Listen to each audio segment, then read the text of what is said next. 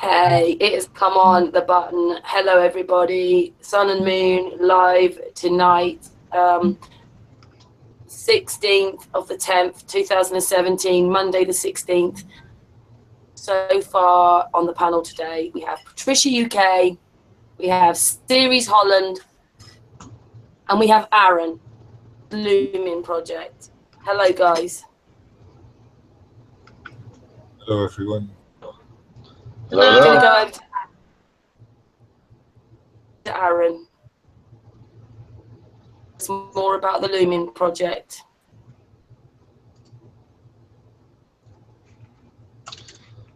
Are we good? Or are we going? Let's see. We are good. It is all yours, Aaron. Okay. Hello, hello. Do we have a link for this? I can post it out for the live. Yes, chat room. It's on the side here. The watch page is just up there. Can you see it? I don't see it. Do it again.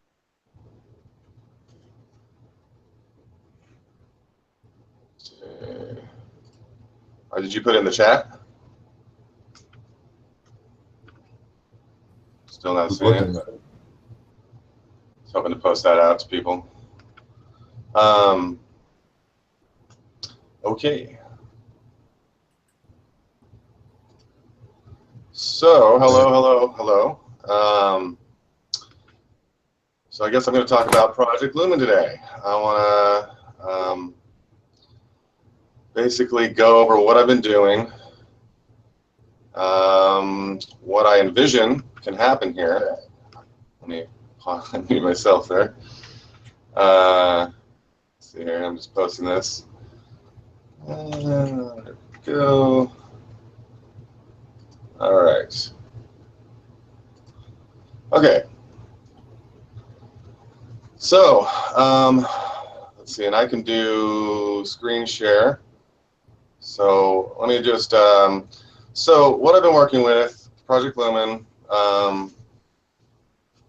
is I've been doing this for many years. I've been kind of working on understanding what the problems are with society and the world, and kind of coming up with various solutions to these problems. I've been learning various skills and technologies in order to implement these solutions that I've been coming up with. And so there's a pretty big gamut or array or spectrum of various initiatives that I've been working on. And there's also platforms. So I've kind of, let me share my screen here. And oh, there's the infinite abyss. All right, this is a mind map. Can you all see that? Yeah. Okay. So, mind map for Project Lumen. We have on the left here, we have the initiatives. And then we have on the right, we have platforms. So the basic idea here is that Project Lumen is a collection of initiatives and platforms. The initiatives are more ideological pursuits. They're very broad. As you can see from the list here, they cover sort of the whole spectrum of human experience. And then I go into detail on each one, which I'll talk about. And then the platforms are specific entities that will help to implement these initiatives, develop these initiatives over time. The platforms are generally applications, software, but some of them are also based on hardware and even kind of group gatherings and networks of people. And so the initiatives are the big pictures that essentially we as a people want to address. We want to improve upon all of these areas. We want to we want to get all of these areas such that it is in alignment with who we really are, the purpose of the Earth and the Earth realm. And we can see that a lot of this is problematic these days. You know, we have science. We all know science is very problematic. We've made a lot of horrific assumptions that have led us down a pretty treacherous path where we find ourselves, majority believing that we're on a spinning ball. Health, you know, we're all pretty much society is based on trying to cure disease, but really it's just hiding the real root of the problem. And so the true health could be attained by understanding how to heal the self, how to eat properly, nutrition, and not taking all these poisons into ourselves like we tend to do because of this system that is in place. Wealth, quite a few of us are quite broke, and that shouldn't be even a possibility, really, because money is a man-made thing that, you know, it's just an agreed upon value system. It's not really an objective, intrinsic part of Earth. We've constructed it, and now we're all sort of caught in this rat race where we think that money is the almighty, and we are racing to just survive. You know, we're all, the majority of Earth, the people of Earth, are in survival mode because of the way that money is structured right now. Infrastructure, this is like how do we transport the goods to you know, to the people. So we have the logistics, the supply chain. Things need to move all over the earth. Food needs to get to people's bellies. You know, so these are intrinsic imperative parts of our society. But again, they're very skewed right now. Modern society has, you know, it's just, there's a lot of sharks involved in the supply chain, you might say. And in every industry, there's sharks. There's people who are based on greed, based on their worship of the almighty dollar, that are running things. They're ruling this because people allow them to. And so I can just go down this list. You know, we have resources. We have enough resources for everyone. The problem is that we're not sharing as a collective. And so we need to be really just auditing what we have, what is needed, and allocating appropriately. Exploration. What's past the Antarctic ice wall? What's in the North Pole? What's at the high altitudes? What's at the deep sea? These are all things that we should have the freedom to explore and to know. And we don't currently. We are prevented from kind of exploring any of these extremes of our realm that we find ourselves.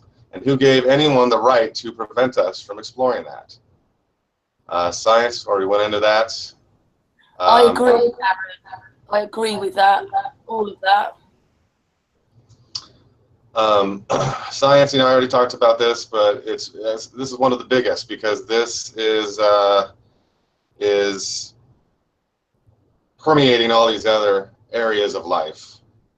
The educational system is completely based on this arcane science that was developed mostly based on assumptions that are unfounded. And now they're being taught as fact in schools. And if you teach, or even if you suggest that this world comes from a creative intelligence, you're considered loony, and no one in school will respect that perspective. And that is a huge injustice. That's a violation of our divine rights, our freedom to choose, and our freedom and our divine ability to observe our reality. And because we're brainwashed from such an early age, we then we don't realize we have that freedom. We don't realize it's even a possibility, and science becomes very boring. And when everyone gets to this very intellectual, overly intellectual state, where it's really just about status and credentials, and it's not really about what you know or what you've come to know, the kind of work you've done to explore. This is kind of the internal exploration. Really, science, because it boils down to consciousness. It boils down to the fact that we are a mind in this realm, and we've been acting like, oh, we're just a bunch of Lego pieces all stacked on top of each other. And we have no intrinsic purpose. We all came from this godless Big Bang. And I mean, that should be against the law. These kinds of thoughts, these kinds of beliefs, to push them onto us as fact. When in reality, we all have a mind, a perceiver, that is our greatest scientific instrument. And we need to be developing, cultivating that science, that as a science. You know, just by postulating that science is a material science, and that's all there is, and that's all that's valid, they've essentially taken our greatest tool of observation away from us, which is our mind. So I can go more into this, but this is a huge thing, and this would actually, this kind of, the science thing, the science initiative will domino through a lot of these other initiatives, because the process of logical deduction, scientific reasoning can be applied to all these areas, and it should be. And as we start doing that, I believe we'll really start be able to communicate in ways that are going to be in alignment with this reality we find ourselves, and therefore with each other, and therefore with the earth, and therefore with all life. So science is huge. Justice and law. How do we determine our laws and what's in divine order, or what's in alignment with the divine law, the natural law? You know, this needs to be a whole branch of study, an area where we discuss. You know, maybe hundreds of years ago in Athens, Greece, they started doing this work. They started looking at logic and reason and how we could apply that to how we conduct ourselves and what's morality.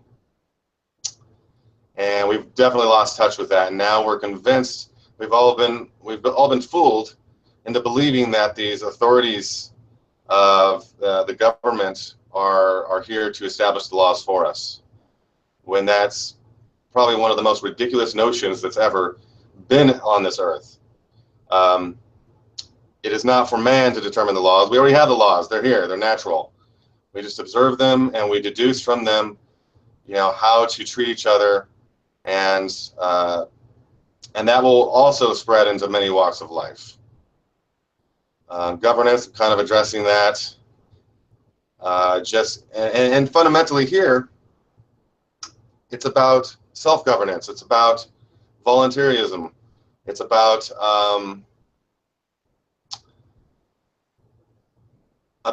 allowing people's free will to be the primary force that governs ourselves.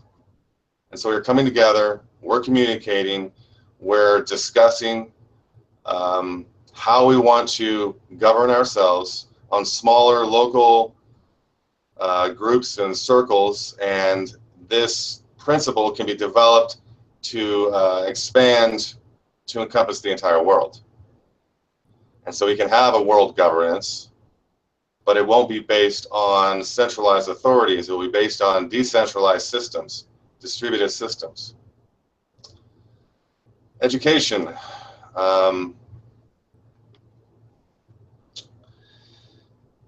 Again, going back to science, what are we taught as fact? Children need to learn from the very beginning how to use their own minds as a scientific instrument. We need to learn how to communicate. We need to completely eliminate the competition, the competitive mindset that is bred from a very early age. You have sports, you have politics, you have many others, you have business, you have just school in general is very competitive. And this competitive mindset creates a divisiveness, a separation, which breeds all of these other dysfunctions. So if children were to learn to work together, cooperate, collaborate, to have deep conversation and question things together, if they were to learn to teach one another, learn from one another, this whole age barrier, like the different grades, is completely ridiculous because people learn at different paces, and there's a lot of reasons why the more advanced students should be working with the less advanced students, because that's a way for the more advanced students to learn, and it's the way for the less advanced students to learn how to teach. And by teaching, we all become greater students of life. And then spirituality is perhaps the most primary important initiative, because the truth is that this is a spiritual realm. This is not a bunch of Legos. It's not a meaningless, speck of dust floating through a void of nothing that came from nothing. It has a great deal of purpose. And this purpose can be discovered through meditation, through introspective practice. And as we start living within the spiritual reality and admitting that it's a spiritual reality, first of all, and then really starting to live this way, all of these other things will fall into place. So all these initiatives are what I've been just putting together, and it's not written in stone. Nothing of this is written in stone. It's all very moldable, and this is part of why I'm presenting it here, because I really want to put these ideas out and start a dialogue where we are discovering, okay, well, maybe we should add these initiatives, or maybe we should work these various things differently, or combine these, or let's figure this out together. And that's why I'm presenting this. But all these initiatives, the idea is that they all create a holistic way, a way of life, where we can live in harmony with each other, with the earth, and we can be growing as the spiritual beings that we are. We start asserting that this is a spiritual realm, we are spiritual beings, and we have every right to create this world as we desire, as our collective vision will lead us. And so there's then these forces, let's just call them the dark forces, that have infiltrated this realm, and they've exploited the fact that this is a spiritual realm and that the mind is what creates our experiences. And so what they've done is they've used that tool. That's, you might call that magic, but it's really just manifestation. They're using their thoughts to manifest things, and they're doing that through propaganda, through spreading various imagery and wordings and subliminal messagings all over the place. So that's pretty much all we see. They've positioned themselves to own all the media outlets, the main ones. They've positioned themselves with the central banks, and through all this, they've positioned themselves at the center of all the political structures. And this collectively, what it's done to us is make us feel powerless. I'll come back here for a second. Whoa, whoa, whoa.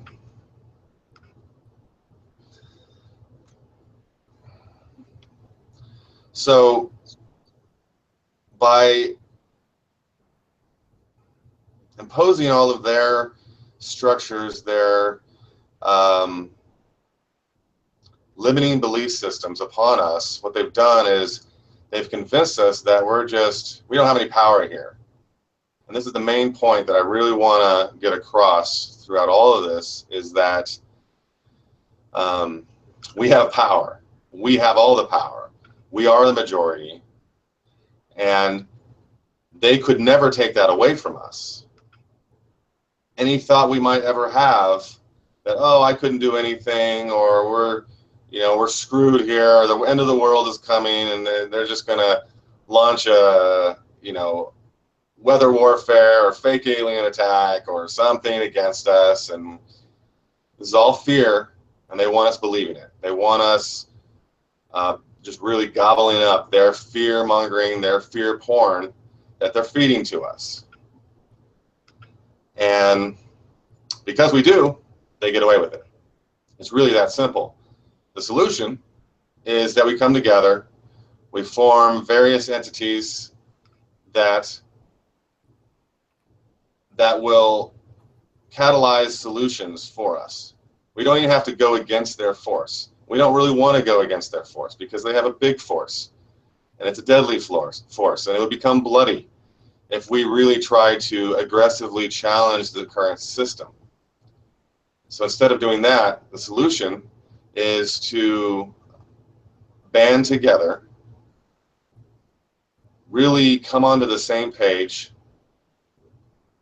really check our egos at the door, and decide that working together is more important than my personal fame or message or even wealth.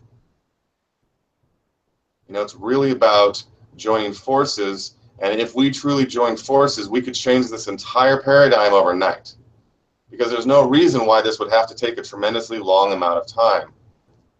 We could literally adopt a new system overnight. And that might seem fantastic, but that's how manifestation works. We are the manifestors. Our minds are the tools to manifest. All we need to do is envision, and we take the steps. We identify the steps, and then we take those steps. And each step leads us closer to our overall vision. And so, again, I want to emphasize how every thought that we might have within ourselves of fear, of powerlessness, is illusory. So as you're hearing my words, feel within yourself how this is you speaking to yourself. This is your higher self saying to you, you are that all-powerful being that can stand up in divine righteousness for the entire collective. We can all come together as that collective, and we can say, I'm not going to take it anymore. I'm not going to sit back and watch children being sacrificed. I'm not going to sit back and watch animals be brutally murdered en masse every moment of every day. I'm not going to sit back and watch as they just feed lies to the masses. And now what do? Well, the first thing is we stand in our power. We realize that this power is within us, and then we stand up. We literally stand up, and we say to the world, I'm not going to take it anymore. I'm mad as hell, and I'm not going to take it anymore. We come together, standing up together, and we say, I'm ready. The more of us that do that, the more momentum this will get. And it's really simple. It just might seem far and hard where you're sitting. But trust me, if you stand up, you'll get a better perspective. You'll see that we're just, what are we? We're human beings, right? So what is a human being? I don't know. Do you know? No one knows. It's a mystery. So we're just a living mystery. That's what we are. That's why mysticism is all about studying this mystery. We have to get back to being human beings, don't we? Yeah, or even find out what that is. What's that mean? You know? And yeah, we've become robots. We've become drones into this system, and we've adopted it. We've supported it. Every time we spend a dollar, a petrodollar, we're affirming this system that we don't want.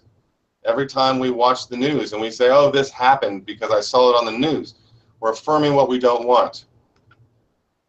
Every time we shop at one of these big conglomerates, or we buy something that, you know, is related to animal abuse, we're supporting what we don't want. And this is part of our power. You know, this is our physical power. It's like we can choose where we spend our money, or where we even store our wealth, which is why I talk about cryptocurrencies and Bitcoin as an immediate solution for that. We can choose what we put into our body as far as food and water, and we can choose to put water that does not have fluoride in it. We can choose to eat food that is high in nutrients and life force. We can choose to not eat at places that are basically sponsoring these mass murders of animals, and, you know, all the suffering and torture that they go through. You know, these are all parts of it. These are all choices we can make. But most fundamentally, we just be here in the moment, and we stand up, and we say to ourselves that I'm not going to take it anymore. I am going to live within my spiritual reality as who I truly am. And now, what's that mean? Well, that's what you'll find out by starting to say this. You start asking this question. You know, literally ask the question: who am I? Why am I here? I've been doing that for a long time. I have been, ever since I was young. I was always very curious.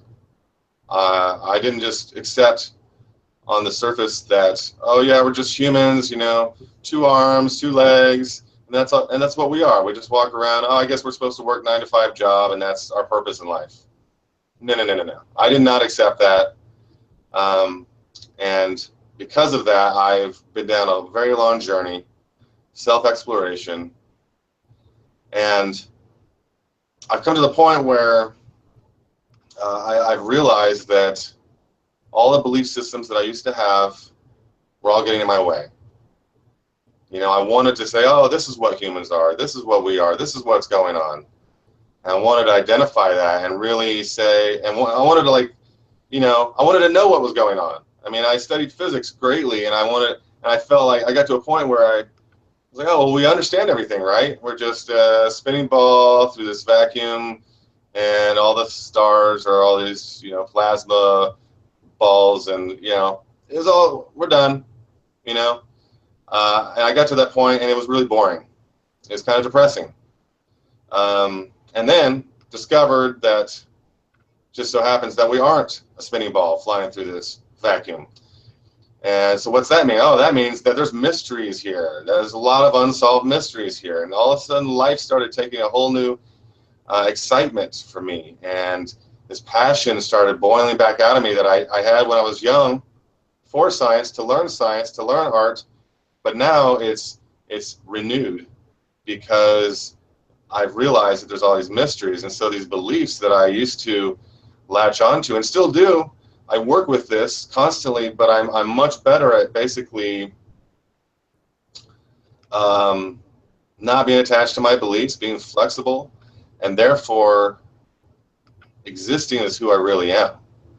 Because the belief systems are what really get in the way of us being who we are. We want to say with words, oh, this is what I believe, this is my opinion on this matter. And when we do that, we put ourselves in a box. And that box is really what the dark force has exploited. And so, oh, well, we'll tell you what to believe. And here you go.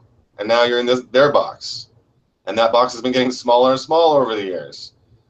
And so instead of just surrendering to their box, their belief systems, I think a lot of us have been waking up in recent years, realizing that, yeah, we've been in all these boxes.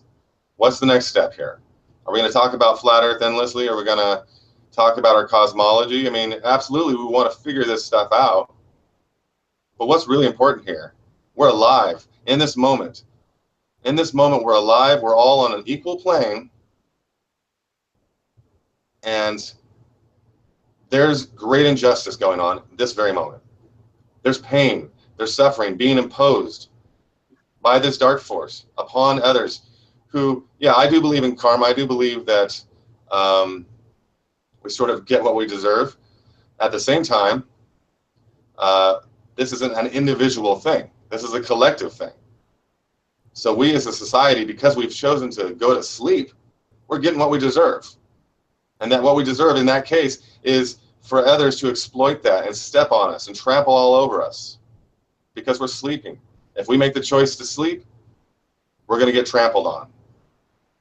And that's just in one sense. But from our perspective, as humans, as compassionate, living humans, it's unacceptable.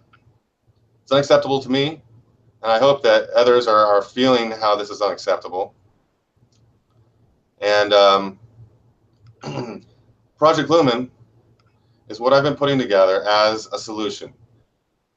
A solution for us to come together, for us to agree on one thing, and really start putting our energy into this solution or series of solutions.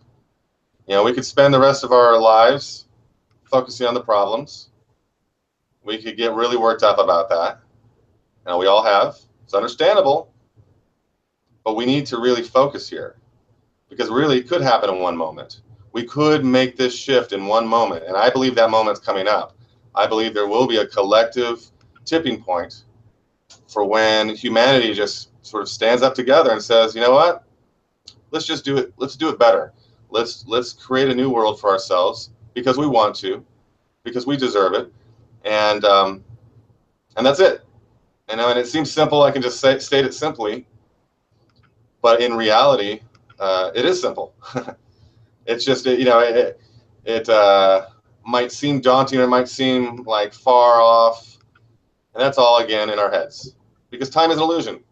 There's no time. All there is this moment. So I'm speaking this in this moment. Sure, it's not reaching everyone in this moment. But my thoughts are going out to the world. And they are affecting everyone, whether they're conscious of it or not. Just like every thought that we ever have spreads across the entire world. And these are realities that we observe as we still our minds and become more in tune with what this reality is. It's a bunch of interconnected beings that are all one, really. We're just pretending to be separate. That's the truth. And we'll all come to it at one point or another, and probably multiple points, where we're reminded constantly of this truth. And for that reason, why be afraid? Why be afraid of yourself? You know, am I afraid at any moment I might just punch myself and, you know, now, so I have to constantly put my hands in my pockets so I don't punch myself? You know, no, I'm not going to do that. I'm confident that I'm not going to punch myself, that I'm going to be gentle and nice to myself, and we need to be that way on the collective scale. We need to really trust ourselves. We need to trust that, for example, the centralized governance. What are we worried about? Are we worried that we're accidentally going to go to war with ourselves? No, that's what's happening. You know, we are going to war with ourselves, and that really shouldn't be happening. I mean, I think the great majority of us don't agree with any of these wars. And the ones who do are probably, you know, they have ulterior motives that usually based around money and power, and that's why they want war. They don't really want it because of ideals and beliefs and, you know, this is the right thing to free this country. I mean, if you look at really all the wars, they're all about centralized banks, and the ones who won't really adopt the petrodollar are the ones we go to war with. Lo and behold, what a coincidence. So this is why, well, let me go through, here, I'll share screen again.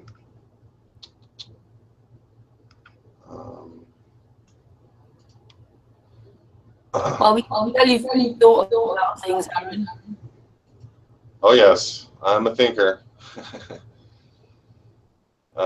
Series. What? Series. He's a thinker. Yeah, yeah. Oh, yes, there's a lot of affinities. Looker, I'm seeing wonderful things here. I really like the way that you also included spirituality, because it's not very often you ever see that when you're talking about all those things. Right. And I would say, I mean, that's the reason why I have it on the bottom, is because it's the foundation. It's the foundation of everything. Mysticism. I didn't catch that. What was that, serious? Mystic schools, those are the ones mostly destroyed in the past, actually, the most important ones. Absolutely. The actual realization of who we are, the basics, the actual basics of where it all began. And then everything is extrapolated from that as a kind of half story. Right. Yeah, I mean, we've had, we had the Library of Alexandria, which I think was actually a pretty big innovation as far as bringing the mystery schools. And then, the drama burning down, who knows what happened with all that.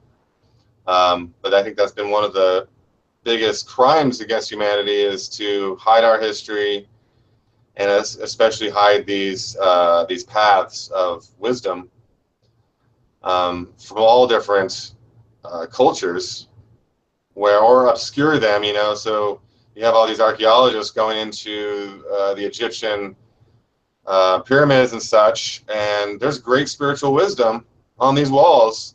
They're telling us how to awaken and what the purpose of this realm is. But they just pass through all that because, of course, none of that could be spiritually based.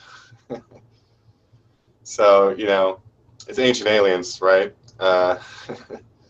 It's the one thing we should be starting with, is the spirituality. Exactly. It's kind of also mysteriously orientated. No idea why you do things, but you know why you do things.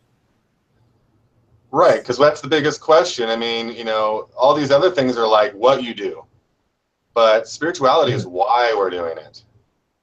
And if you found yourself as an adult in the woods, and you just found yourself there, you didn't have a life up to that point, but you also didn't have any memories, what would you be doing? You'd be asking the big questions. What is this? Who am I? What is existence? Why, these are the things that children ask.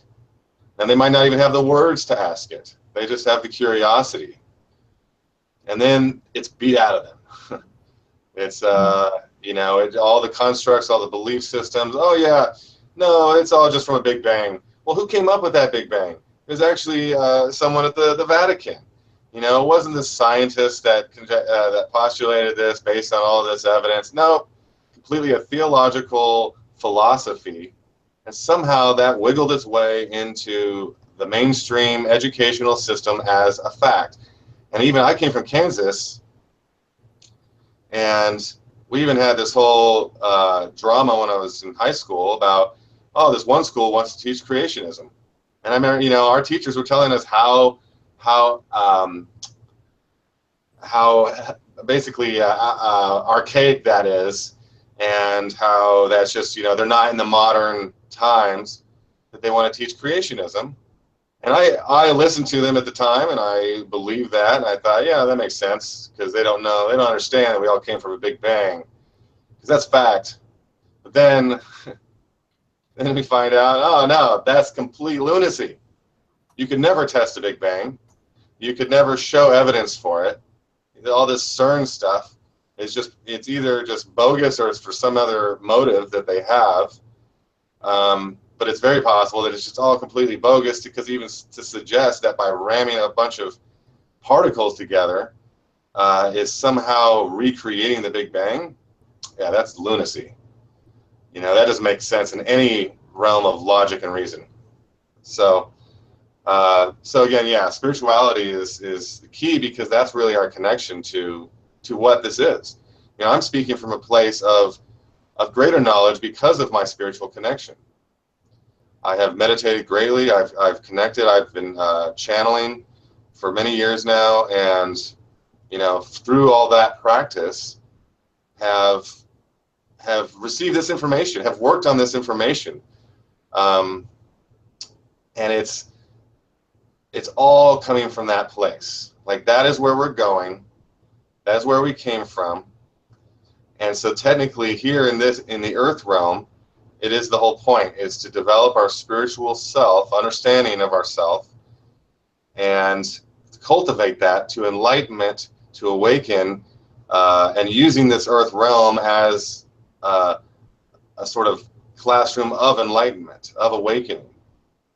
And so because I have been practicing and exploring the spiritual realms, I know this to be true. Now, I can't convince you that it's true. I couldn't convince anybody that it's true. I could only say, go within, see what you see, ask the big questions, listen for the answers. You know, but I could tell you, if anyone is curious, I could always tell you what I've come to. And this is what I'm sharing now. This is what I have come to. It's not just about spiritual development. A lot of people get lost in that, of just, you know, the new age kind of beliefs of just how it's all about meditation, yoga, diet, and that's what life is about. Well, that's important. That's a big part of it. But to deny that there's great injustices going on right now within the collective, within all life, is to be blind, spiritually blind, because part of that spirituality, we are all one in spirit. All life is one in spirit. And so therefore,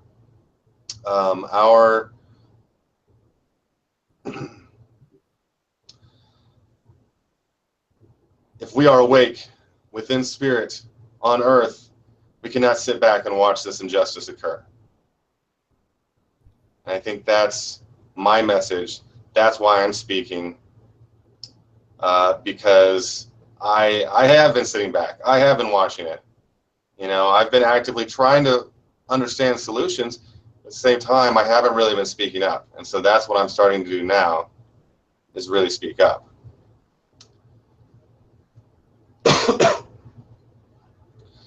So, kind of gone over the initiatives.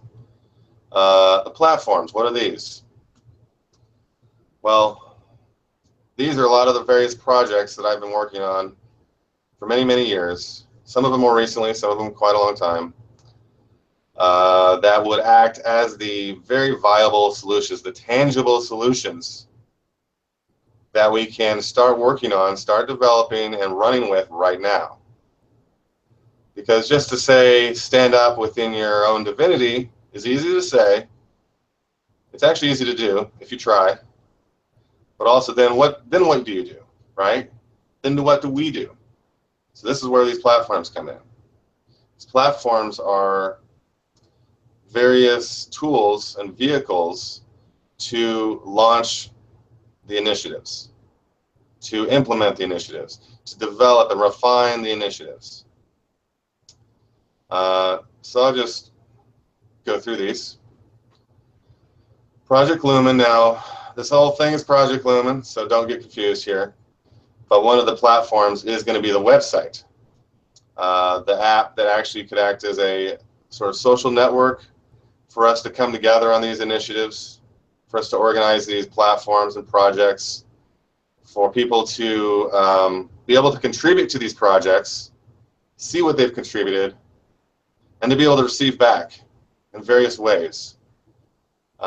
So Project Lumen will be maybe even the first project that would be an application that could act as a social network, as a social operating system, as an organizing structure and place, a knowledge base. And it could be this kind of in a more minimal sense in the beginning, so we have something. Now, I'm a web developer, and I've built a lot of various applications and startups, and I could do this all myself. I could build Project Lumen, I could build this initial platform myself in order to give us something to go to, because I know there's a lot of people that are really being censored on YouTube and Facebook and other platforms, and it's not looking promising for some other. I know Steemit, you know, is also censoring, especially some flat earth stuff. And so that's a huge problem. That's an injustice that's going on right now. Let's solve that. Let's create a social network where we can be sharing our videos and our posts, where we can be discussing, having group discussions, and where we can be even organizing, as opposed to just like Facebook, you know, you make a post and then it just gets lost. You know, on YouTube, there's so many videos that it's hard to find things, and then, you know, they'll just shut your channel down and now you've lost everything. Hopefully you backed it up. So what we need immediately, I would say, is a place to start really transferring over to, an exodus move, where we get off these platforms. We can still have a presence on Facebook and YouTube, but we need to be really putting our energy into something that's decentralized, into something that is based on spiritual ideals. Not religious, but spiritual, in the sense that we are connected, we are one, and we are working together. We're checking our egos at the door. And so this is going to be Project Lumen initially. Ultimately, what I want it to become is a place where a lot of work gets done. We have all these projects, these endeavors. They're all tracked. People are contributing to them. And I've developed these various systems of how money can work within these platforms, where basically if you share this with people, then you will be rewarded for that sharing. Sort of like a referral system, a referral network, where, you know, and this would be infinitely tiered. So essentially, there's no limit to, like, if you share Project Lumen with someone, and then they come on and they sign up and then they share it with all their friends, and then you have like 1,000 tiers down, someone puts $1 million into something, then you're going to get a part of that commission, even though it's 1,000 tiers away. Because this is just technology, software, we can do all this kind of stuff. Contribution. You know, I'm not a fan at all of the equity systems, startups. I think that's all greed-based, and it's power over-based, where it's really the ones who are the most greedy that are going to get the most equity. It's the ones who assert themselves or aggress themselves over the others that are going to get the most equity. It's the ones who have the legal firepower to really make sure that they get the best deal. You know, and that's not how it should be. How it should be is you receive based on what you contributed. So if you put work into a project, even if it's an open source project, but you put a lot of work into it, and you know you did that freely because it is open source, you believe in the project or the initiative. Well, Project Lumen believes you should get paid for that, especially when it starts going into these commercial products that are generating revenue. And so what Project Lumen will do is establish the system of tracking who's contributed what to what projects, and those projects go into becoming products that then that is all distributed.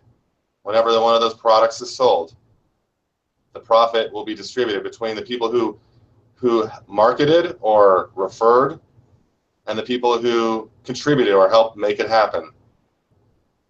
And these are various technologies. There's examples of technologies that I've been working on that are in alignment with the natural laws.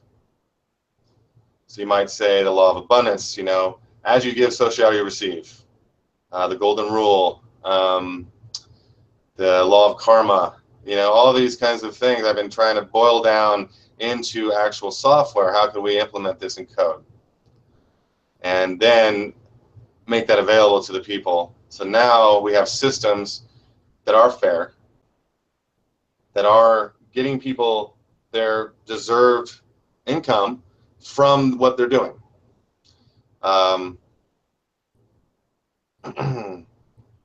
You know, this will also be the sort of crowdfunder headquarters where we're funding various initiatives and projects, where we're even crowdsourcing, where now these people that have these skills will be able to come onto this platform and offer their skills. And they could do so for money in return, or they could consider that contribution to the project. And now they're going to receive downstream, once that project starts monetizing. Does anyone have any questions about that? Hang on, it will take a couple of minutes for the chat room if they've got any questions for Aaron right now with what he's saying. I have to say that you did explain that really well, Aaron. You know, and putting that spiritual side in and different kind of education, and the fact that, you know, the science we think we know we don't, and none of it's real and it's rubbish. So it is like starting again and turning our back on everything we know as human beings. Well, I wouldn't use the words turning our back, because on NASA and all that. Yeah, on the power over forces that have been infiltrating, yes, and not the people. Right. Well, of course not. Yeah, I didn't think you meant that. But I guess what I'm saying here is that I believe it's more about creating these alternatives, creating cases to show, okay, yes, NASA's been committing all these weather warfare or geoengineering, you know, crimes. There's all these crimes against children, against animals, countries, nations. There are all these crimes being committed, and we don't want to turn our back on that. We also don't want to go against it with force. What we want to do is we really want to come together, create cases that we can present to the people. We're presenting cases to the people. We're no longer saying, oh, we're going to participate in even the Supreme Court. You know, forget about the Supreme Court. The Supreme Court's not going to do anything about this because they're bought out. They're bought and paid for by this dark force. So we can't go through their system to change this system. We have to really build our own. And this is, so, you know, these platforms are really that. It's these solutions that is the process of building our own alternatives to some of these problems. And what will happen eventually is just widespread adoption of these alternative solutions and widespread agreement that these cases demonstrate crimes against humanity, and the people that have been committing these crimes need to be tried and or incarcerated for their crimes. But that's not even yet, because that's aggressive force at this point in time. We have to build the cases, we have to build the alternatives, and then we can kind of start really working with where the pieces have fallen at that time. And that's my belief. Go ahead. I have a question. But Dave joined this chat a bit later on. He's only been there for about 5 minutes. And you've kind of explained that this is still going to have a money system in it. But he asked, Dave Marsh, can we just use the platform for non-profit, ? Like, to make this a nonprofit? I don't know. That was his question. Can we just use the platform for non-profit? But in a sense, you've already talked about a different monetary system and doing things differently. So, what's your answer to that? Yeah, absolutely. I mean, I've been kind of considering making this all a nonprofit. It just depends on how that would work because I do want to also make it a system of abundance for everyone involved. So I do believe I'll be able to make it a nonprofit. And these projects, a lot of these projects are sort of intrinsically nonprofits. So yes, absolutely, we'll be able to use this for nonprofits, and I very much want to make this a nonprofit. It just kind of depends on the legalities. I'm not even totally sure I'll be able to do this in the United States, just because of a lot of factors. Oh. We'll see. We'll see. But I mean, I'll be in the United States, but and there'll be certainly aspects of it out here. But you know, a lot of these cryptocurrencies have started getting there's a lot of unknowns as far as the U.S. is concerned and what's going to happen. And so, yeah, I mean, at this point, there's not really the regulation. I'll just start talking about this one. Actually, let's see here.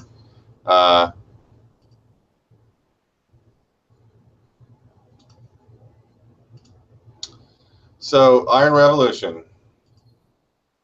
So Iron Revolution is the for the people movement to create our own mode of exchange, means of exchange. Basically, it's a few different technologies, a few different concepts. So we have the token, the coin, the wallet, the exchange, and there'll be more. But the basic idea here is that we are creating an open source cryptocurrency, very similar to Bitcoin, only different in that it will be a more modern technology right out of the gate, and it will be based on a decentralized autonomous organization that will essentially build the best cryptocurrency that we could possibly have. And the way we'll do this is through group collaboration. You know, I will not just try to reinvent the wheel, build everything myself, but instead bring in certain technologies that have already been established, developed, that are very promising, and bring that team in. You know, figure out how to work with these guys, those guys, you know, Ethereum, Bitcoin, many other crypto technologies. We bring them together. And so I'm sort of like building a collective, more than just, oh, here's a coin that Aaron's starting. And, you know, we just go from there. Instead of doing it that way, which is how most of them are built, or maybe just, you know, teams of people are building these. But instead, what I'm doing is I'm making an open source project that is not just open source. It'd be an alliance, sort of, that we're all coming together with this central vision of creating this solutionary coin that can really just be the one that we use. And so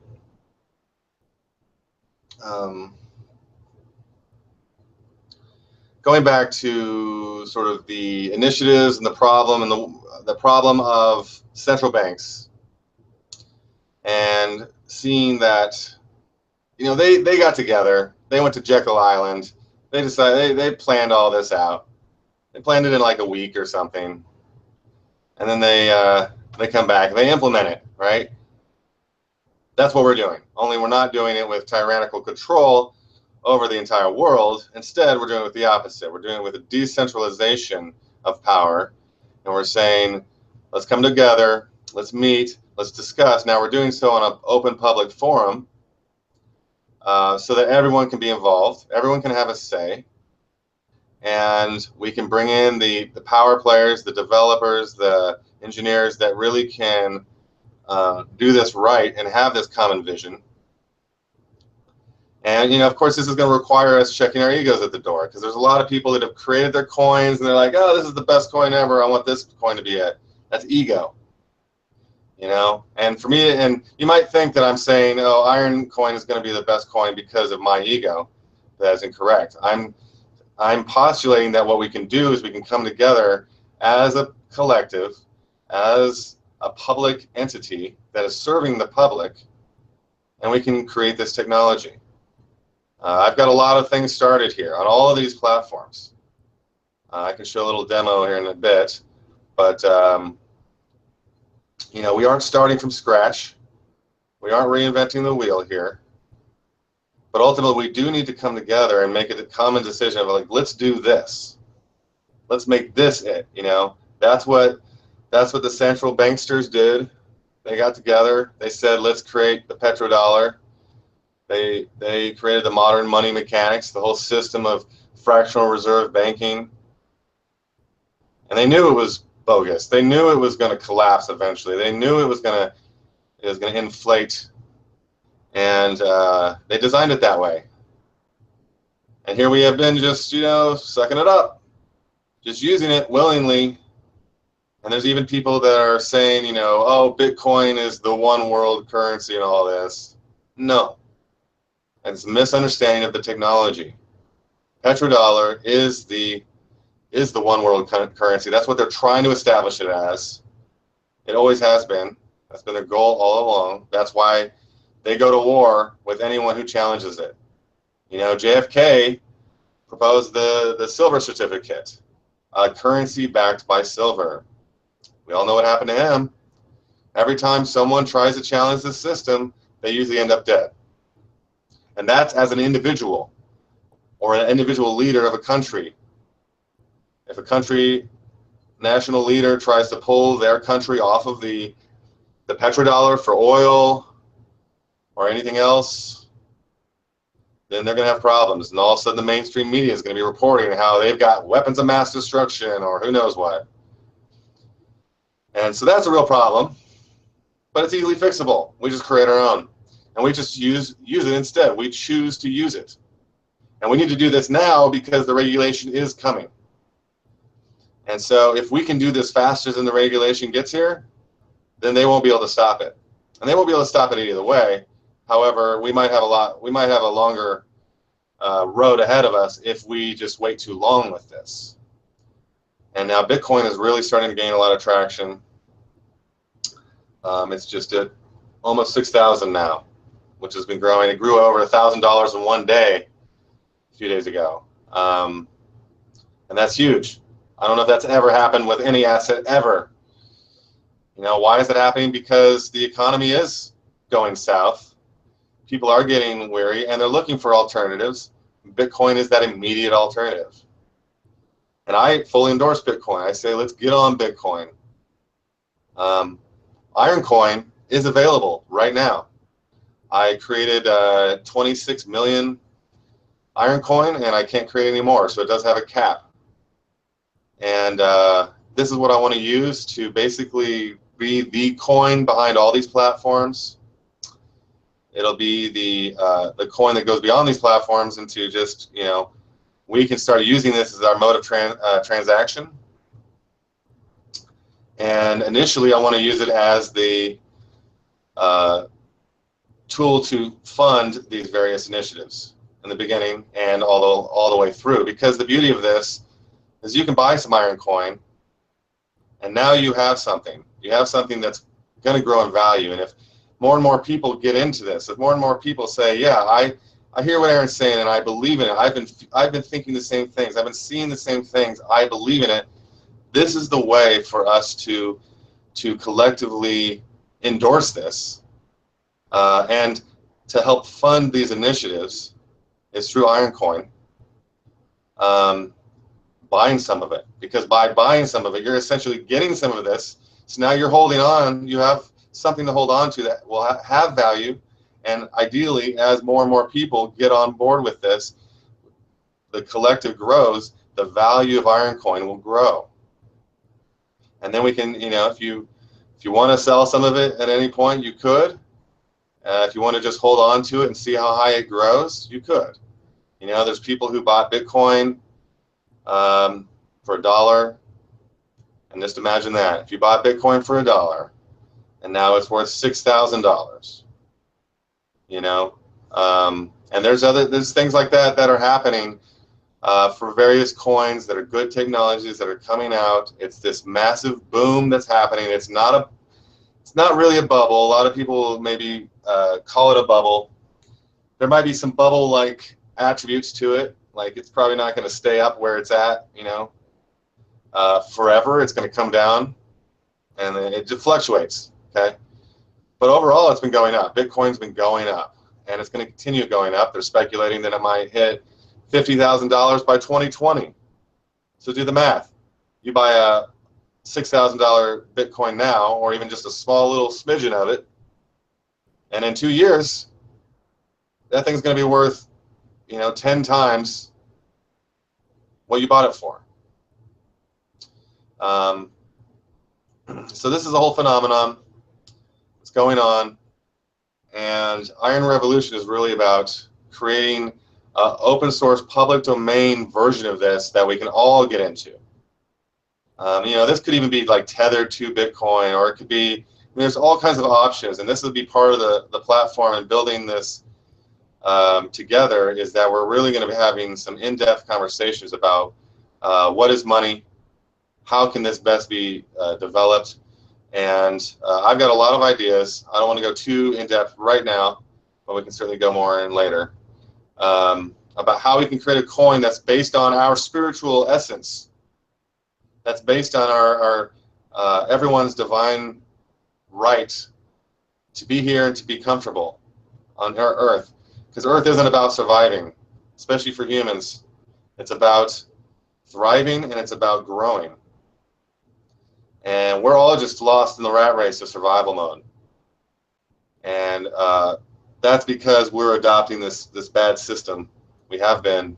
It's taken so much control, and we act like we believe there's no other way, but there's another way. It's cryptocurrencies, it's blockchain.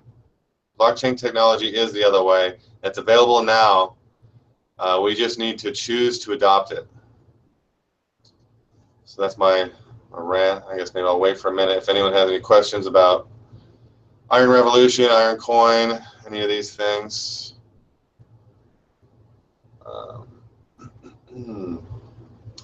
Otherwise, I will move on to some of these other platforms.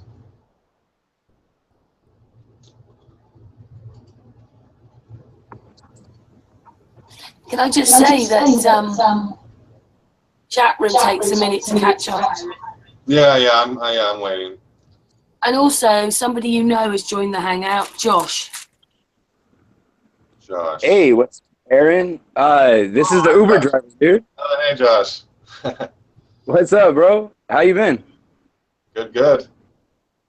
How you been? Hey, so I jumped on a little bit late. Have you already talked about the whole Netflix thing already? No. Okay, then I'll just shut up on that then. Well, I mean, I can talk about it. I can't say much about it because I signed a non-disclosure. I can tell you that. Yeah. I can tell you that we were on Netflix. That we were on we did a documentary. We there was, yeah, we did like there's a couple interviews, and then we did a big group interview, and but that's going to come out maybe like in a few months, probably next year. My guess is anywhere from 3 to 6 months before that even comes out. But yeah, it's on its way. I've actually got a few other projects too that are sort of on their way in that form. Like Sounds exciting. Yeah. I've got another project that's supposed to make it to actually the mainstream news in across the entire country. There's been some holdups on that though, so I don't know why. Maybe there's some resistance to that making it out there. And then I'm actually. Go ahead. It's truth being put in the news, bro. That's why. Right. Yeah. Of course, there's going to be a delay. They're pretty averse to that truth, aren't they? Yeah. Yeah, and I'm actually working on a documentary I've been working on for a few months now. That's kind of Aaron-centric, but I've been taking these guys all over. We went to Kansas for the eclipse, and they're planning on getting that thing on Netflix and Amazon and a few other main outlets. You know, we're so used to not being told the truth, aren't we? Yep. Lied to about everything, it seems now. Everything. Mm-hmm. So it's about building our trust back up and doing this together still, isn't it? Absolutely. Yeah, we are the warriors of truth.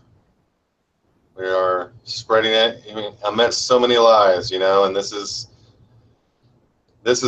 what takes courage, and the fact that so many more people are awakening to various injustices and, of course, the cosmology is making it easier for more and more people to wake up, and making it easier for people to speak out.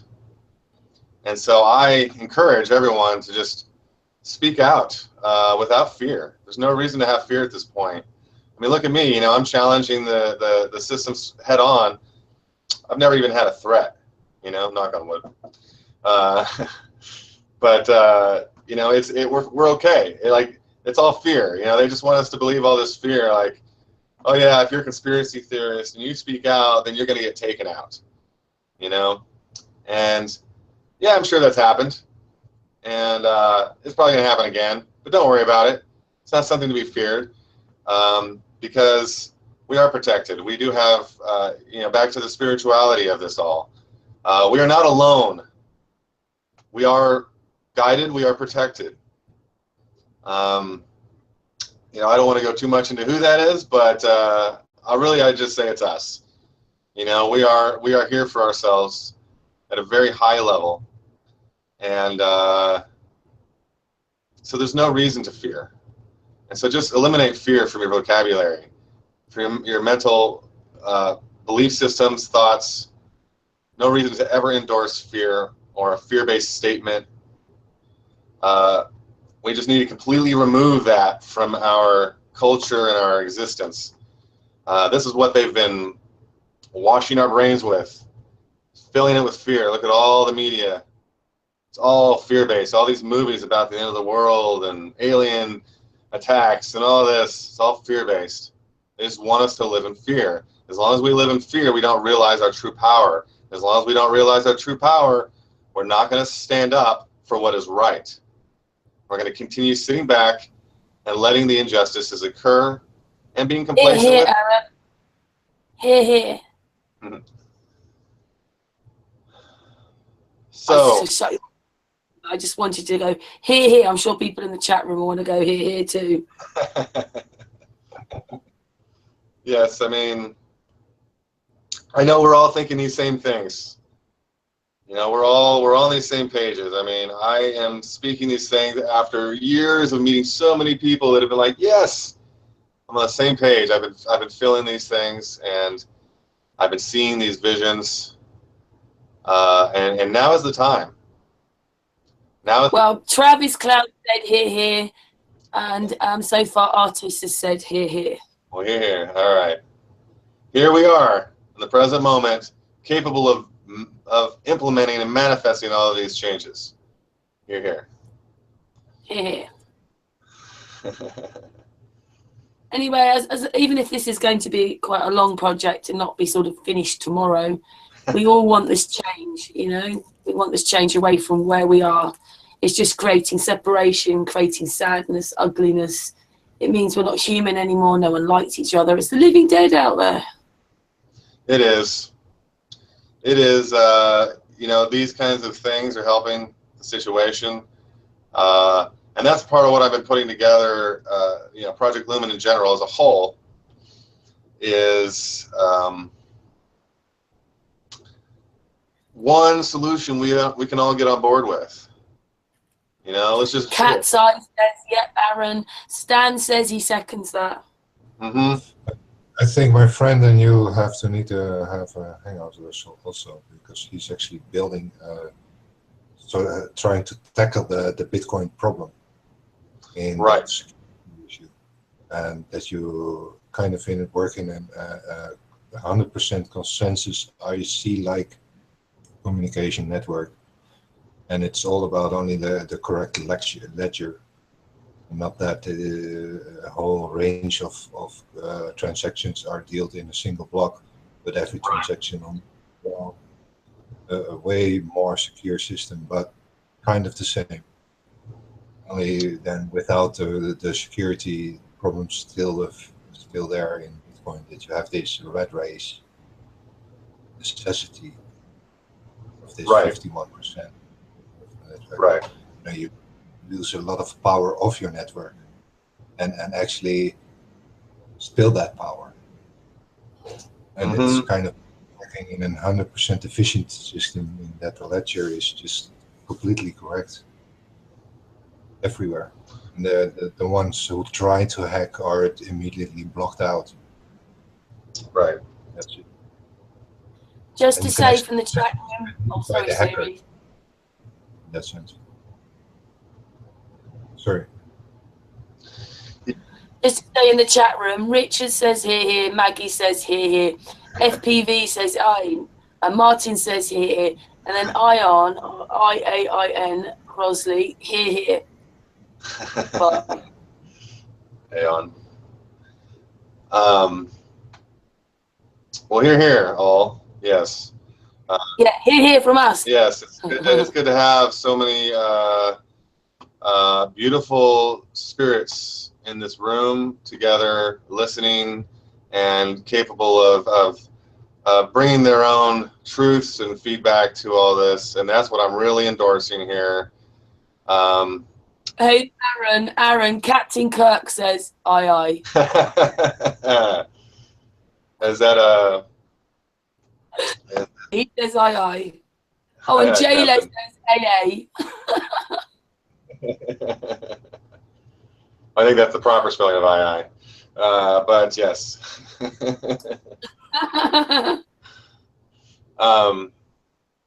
Yeah, and serious. So like, I definitely want to talk to your guy. We definitely need it. We probably should form this little group just to really start talking about the logistics of the coin and the blockchain technologies and how we can work with that.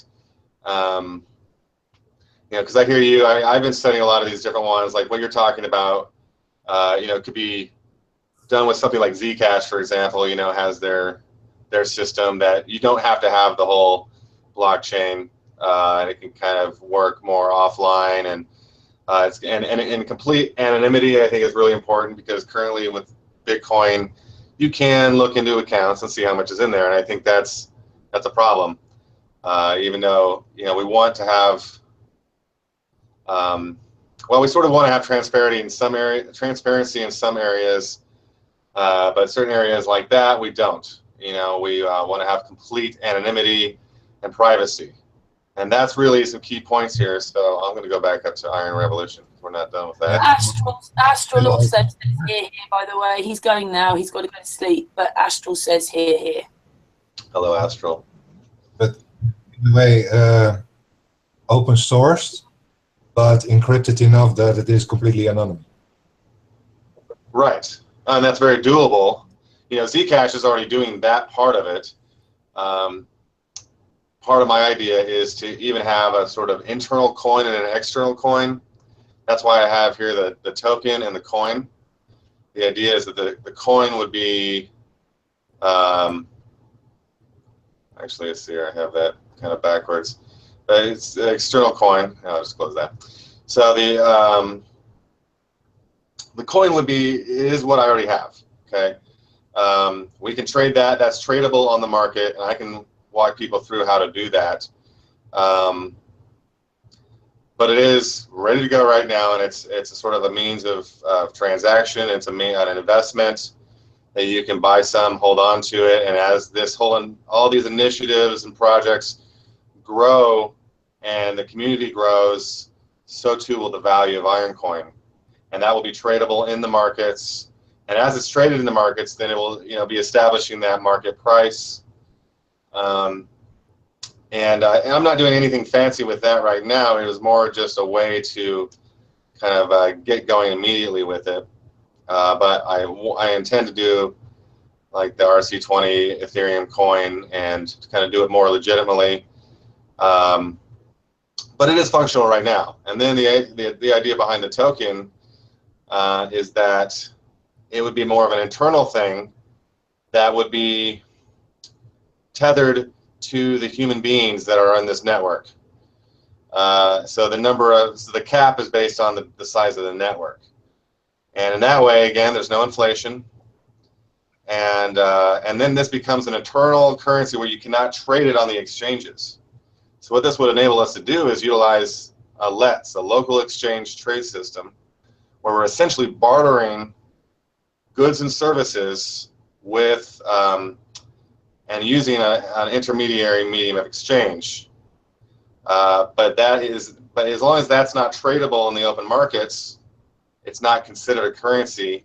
It's not taxable by the IRS, and they actually allow for this currently.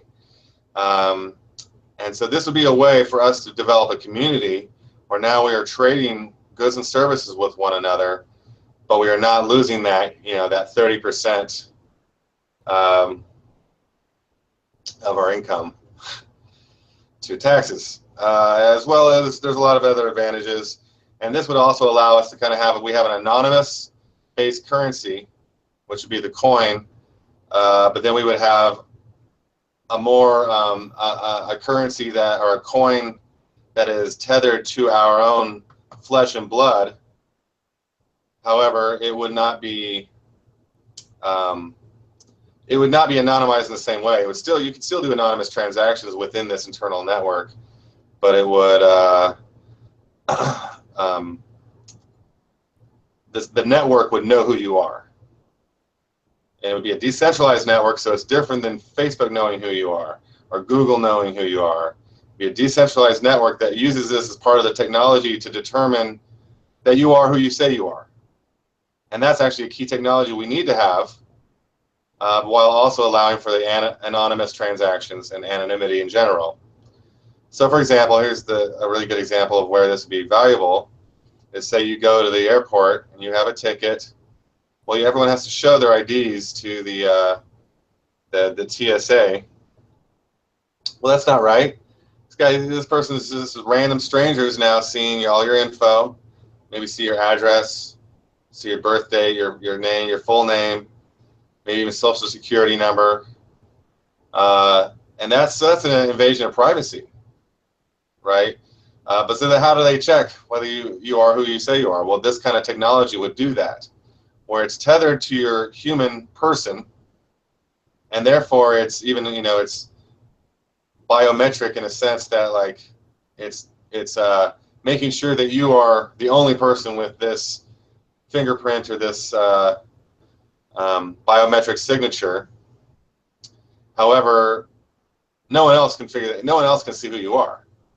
So we would have all these technologies that then the TSA could use this system to determine, okay, yes, this person does have a ticket, but I don't know who this person is. I don't need to know who this person is. This person is who they say they are, because they're the only one that would be able to use this app as themselves. There is nothing connected to the person other than that there's a wallet, and there is something in it, and it can be pulled out of it. The only thing what you do is only the ledger. Right, and this is kind of even taking the ledger more similar to like the smart contracts, but we're tethering that to the people. And there's a few systems like this. I think what is it? Bitmark is one that's doing it, and there's a couple others that are doing similar concepts, where they're trying to attach the person to the blockchain. The problem is I don't trust any of them, because they're centralized companies, and so that's why I'm saying, because a lot of people will probably react when I say things like biometric, or a lot of people react when I say blockchain or Bitcoin, but those people need to learn a little more. But I understand the biometric reaction, because then you start thinking about RFID chips, you start thinking about the mark of the beast, and how they are trying to get this one world currency, and they are trying to sort of document everyone and everything about everyone, right? And the problem with all of that is it's all centralized. Centralized governments, centralized companies like Google and Facebook and YouTube that are all taking our private information and they're selling it. And they shouldn't even have the right to. It shouldn't be a possibility that they could sell our private information, but they are doing it. And they've been giving it to the NSA, CIA, so now we're being spied on against our will. It's an invasion of our privacy. It's not right. So what we need is a technology that sort of fixes this problem, and this is what it is. As far as I can see, this is the only way to really do it, is to connect our biometrics to a decentralized platform that we are all able to work on, where it's open source, and so anyone can just see the code and they can understand that, like, this does not have a backdoor that's feeding all of the private information to the NSA, for example. Or we can't do that with Google. We can't go and audit Google's code and see, oh yeah, like every time, now I've given permission for my phone to record with YouTube, and now they're just streaming that audio to the NSA, and they, they've been caught doing this. So this isn't paranoia. However, It's because, again, it's centralized. And so by doing decentralized open source, where everyone can audit the code and make sure that there's no backdoors that could leak our private information, to make sure that like there's no central authority, like even myself, I would not be able to go in and access people's personal information. It's not centralized, it's decentralized. And so then we would all come together and say, yes, we want this system where I have my own private vault, which is the ledger and the blockchain technology itself. But then also I have my own privacy, where I could go on, it'd be in the cloud in the sense I could go to a web page. I maybe have a password, or I use my thumbprint to log in or whatever. And then now here's all my personal information. Here's all my passwords, here's my credit card info, here's the information that I want to be on Facebook. And here it would control these remotely, even where now it's like Facebook would only have the personal information that I'm allowing Facebook to have of me. And same with all these other platforms. These centralized platforms now are getting restricted to what personal information they're allowed to share with you of yours based on what you choose through this decentralized open source Iron framework. And so this is really the solution. I mean, maybe I'm going too much into the nuts and bolts here, but I'm really just trying to paint the picture so people, if they have any misconceptions about blockchain, or even what it would mean to have a biometric connection between our own person or human person and the blockchain, that might seem scary, but really this is our solution to ensuring that we have privacy and that we have our own money that cannot be stolen from by some other central authority. It really is the solution. So I'll continue talking about this until we've fully implemented this solution. And I want to say this about all these endeavors and our initiatives and platforms. I am Project Lumen. I am on board with Project Lumen. I am committed fully my life to Project Lumen. So I'm not just putting these ideas out there and then I'm going to say, go ahead and do it. Although I am putting it out there for the purpose so people can see these and see the potentials of what we can do here. But I'm also saying I am going to drive it. I'm going to direct it. I'm going to market it. I'm going to get it out to the world very actively. And that is, I'm saying this for your insurance, so you can feel comfortable that that I'm on board and that I will always be on board. And this is my baby. I've been working on this for probably 20 years now, and I'm not going to stop now. I'm just getting started here. And so I just want everyone to know that I intend on bringing this all the way through to fruition. I'll see all of these platforms and initiatives begun. I will help take the baby steps on all of them, and I will do everything in my power to lead and direct this whole movement. Now, having said that, I don't consider myself the central leader of this. I want this to be absolutely a group collaboration where we are all seeing there will be various groups. There'll be kind of a core group, and then there'll be various other teams that will be specifically purposed. But within each one of these groups, we're all on equal level, and we are all going to check our egos at the door constantly in order to work together, open our minds, see how other people see things.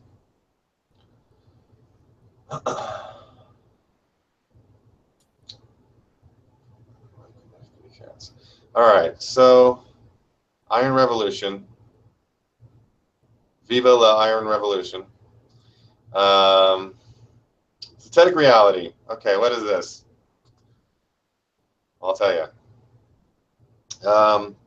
Synthetic reality is going to become our new science. It's the new education. It's the new Wikipedia. It's the new encyclopedia. It's the new source of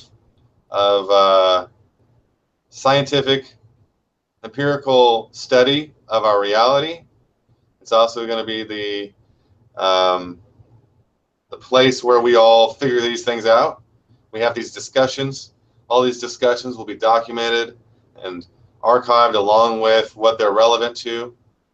So now we're developing this large knowledge base that's based on experimental data, and will ultimately become the source of truth in our world, because we're choosing it to be that, and we are getting on board with it as that. And so the tools that it'll implement will be such that, you know, we'll be able to organize these experiments.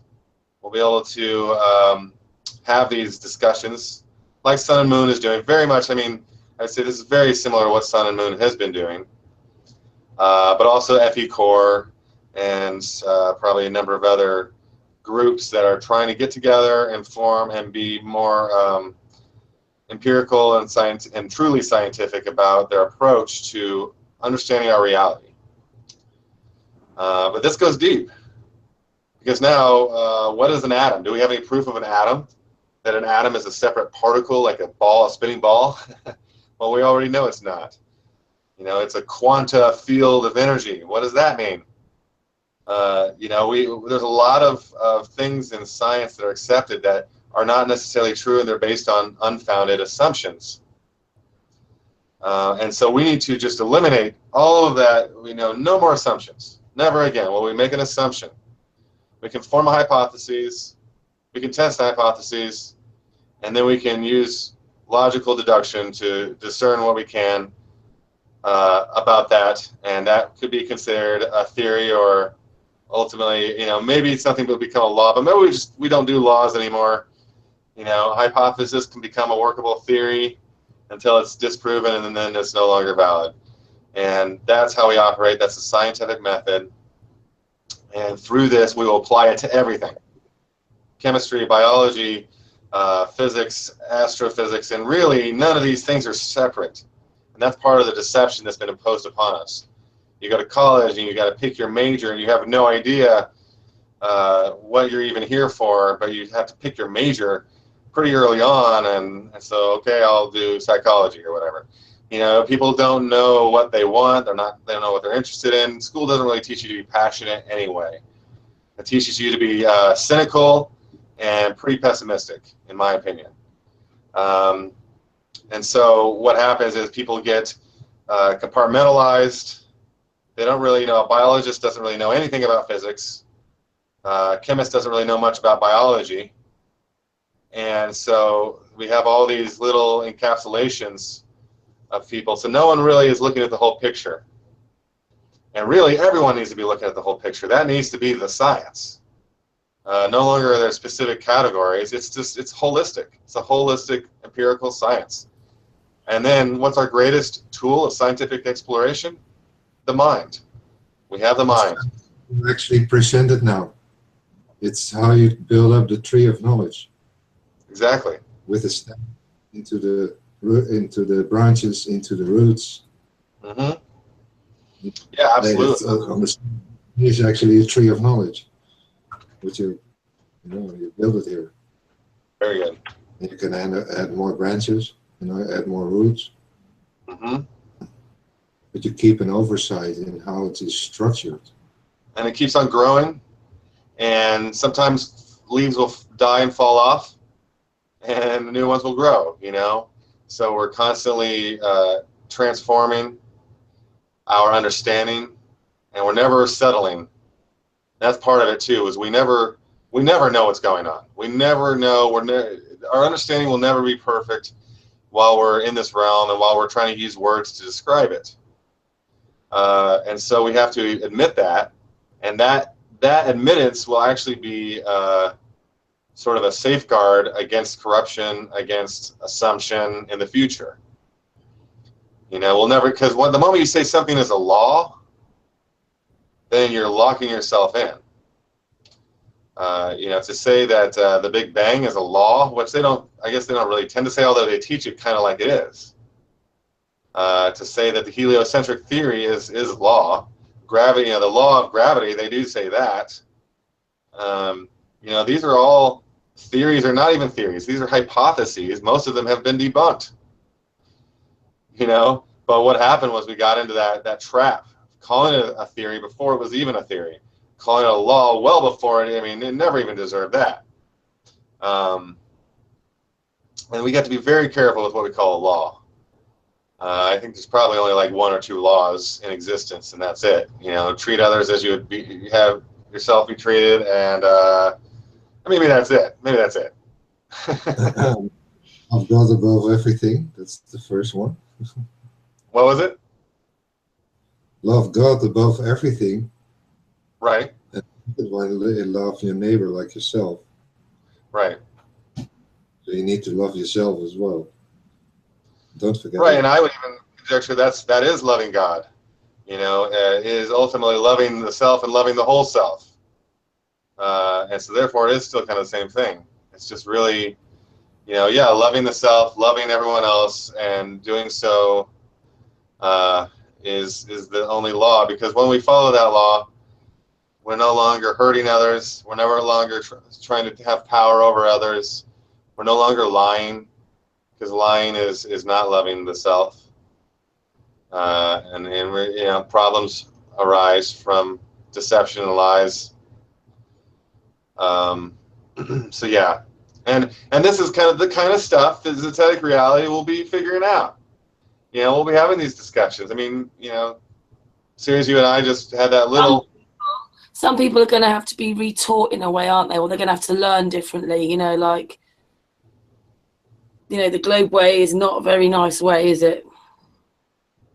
Just even Well, it's a lie. It's a lie, and how they deal with us in that globe world is horrible. Right. Absolutely, and it's very disempowering. It's very depressing when you think that we're just, you know, kind of meaningless, and there's no intrinsic purpose, and so we might as well just be slaves. We might as well just, you know, oh, this is just the way it is, and I just have to give into that, rather than stand up as the divine being that I am, and speak the truth that I observe, and work together with other divine beings to, you know, enact these truths in the world. That's what we're doing. And even by us doing this, people are seeing us do this. You know, they might not call it that, but it really is that. And so that's the force against the deception, against the lies, but we're not having to aggressively go against it. We're just speaking the truth, because the truth, it's like the light will drown out the shadows. And that's exactly what we're doing. That's why this is Project Lumen. We're not just projects, we're projecting the light into the present, into the future. We're envisioning what we want. And this is, again, you know, this is our power. This is what we have here in this present moment, is the ability to manifest these things through our minds, to explore these things with our minds, and to make these changes happen very quickly through this power that we happen to have. We all happen to have. We're all just living beings here in this present moment. And you know, if we believe that, oh well, you know, I have to pay my bills and I have to go to work, and then, you know, those kinds of thoughts sort of are limiting. But if you even say, well, you know, I'm going to play the game. I'm going to pay those bills, not because I have to, but because I'm a powerful creator, then it's switching the paradigm. I'm going to go to work, and I'm not going to get lost in the, oh, I'm in the rat race and I'm a slave and all this, right? Even though it's kind of true, but it's negative, and it's fear even. So instead of that kind of thinking, go to your job and see if you can really bring your light to it, whatever it is. You know, start telling people the truth. Start telling people who you are. Start really sharing yourself with the world, because that is bringing the light to the world. And guess what? That kind of activity and behavior will start producing change in one's life, and that change will ultimately lead to where we are doing exactly what we're passionate about, and it is making us happy, and it's making the world a better place. That's how this works. That's where we will be drawn to the moment we start sharing our light. If we just keep it under a bushel basket, or if we don't share it, then it's going to we're going to lose touch with it, and we're going to start believing more and more of these lies of the dark force, that we are powerless and meaningless, and we just have to succumb to the slavery world because we don't have any other choice. And then things like the mainstream media and the news start infiltrating, and all this fear starts boiling over. So before you know, we are causing our own massive natural disasters because of all these fears and all of these. The mind is manifesting these things because the collective is fearing it. I have it on pretty good authority that the Earth has no intention of wiping us away. The Earth has every intention of helping us to wake up, and is going to do everything to assist that, and it's not going to just destroy us. It's not going to take us out, so don't be afraid of that. There's no reason to fear that, because it's not going to happen. Perhaps it happened in the past. That's a history that we don't necessarily know about exactly, but there was reasons for that, and that doesn't mean it's going to happen again. Now we are evolving. Now we are awakening. So now is the time to just feel fully confident that we can stand up in the light without fear and be okay, and be more than okay, be thriving and be fulfilled, and actually be expressing our divine essence. So Zetetic Reality, platform for us coming together, working together to discern what is the true nature of this reality. And this will become sort of one of the primary components of the education, the new education that we start working with, as well as science and technology, engineering will all start learning things from this. I've done a little study into pi and how pi is actually wrong. And because our pi is slightly wrong, our engineering is slightly off. And if we actually were using the correct pi, then we would easily have free energy, extracting it out of the atmosphere or the air, the atmosphere, and a lot of other good things would happen. A lot of things would break less if we were using the correct pi. Now, I'm not totally sure about that, but I've seen a lot of evidence to support this claim. But how do we know this? Well, we need to start doing these experiments. We need to start looking into this. We need to start sharing our results in one place, and having discussions where we can see all the evidence, all the experimental data, and then, well, what can we say to this? What can we assert about this?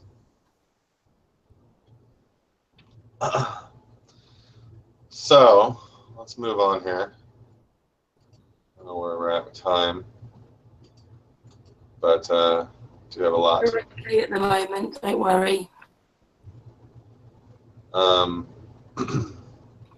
These things last for hours, bro. Oh yeah. I have a lot of stuff. All right, here we go. Thank you. Well, this is all coming out of your head, isn't it? Yeah. Or anything.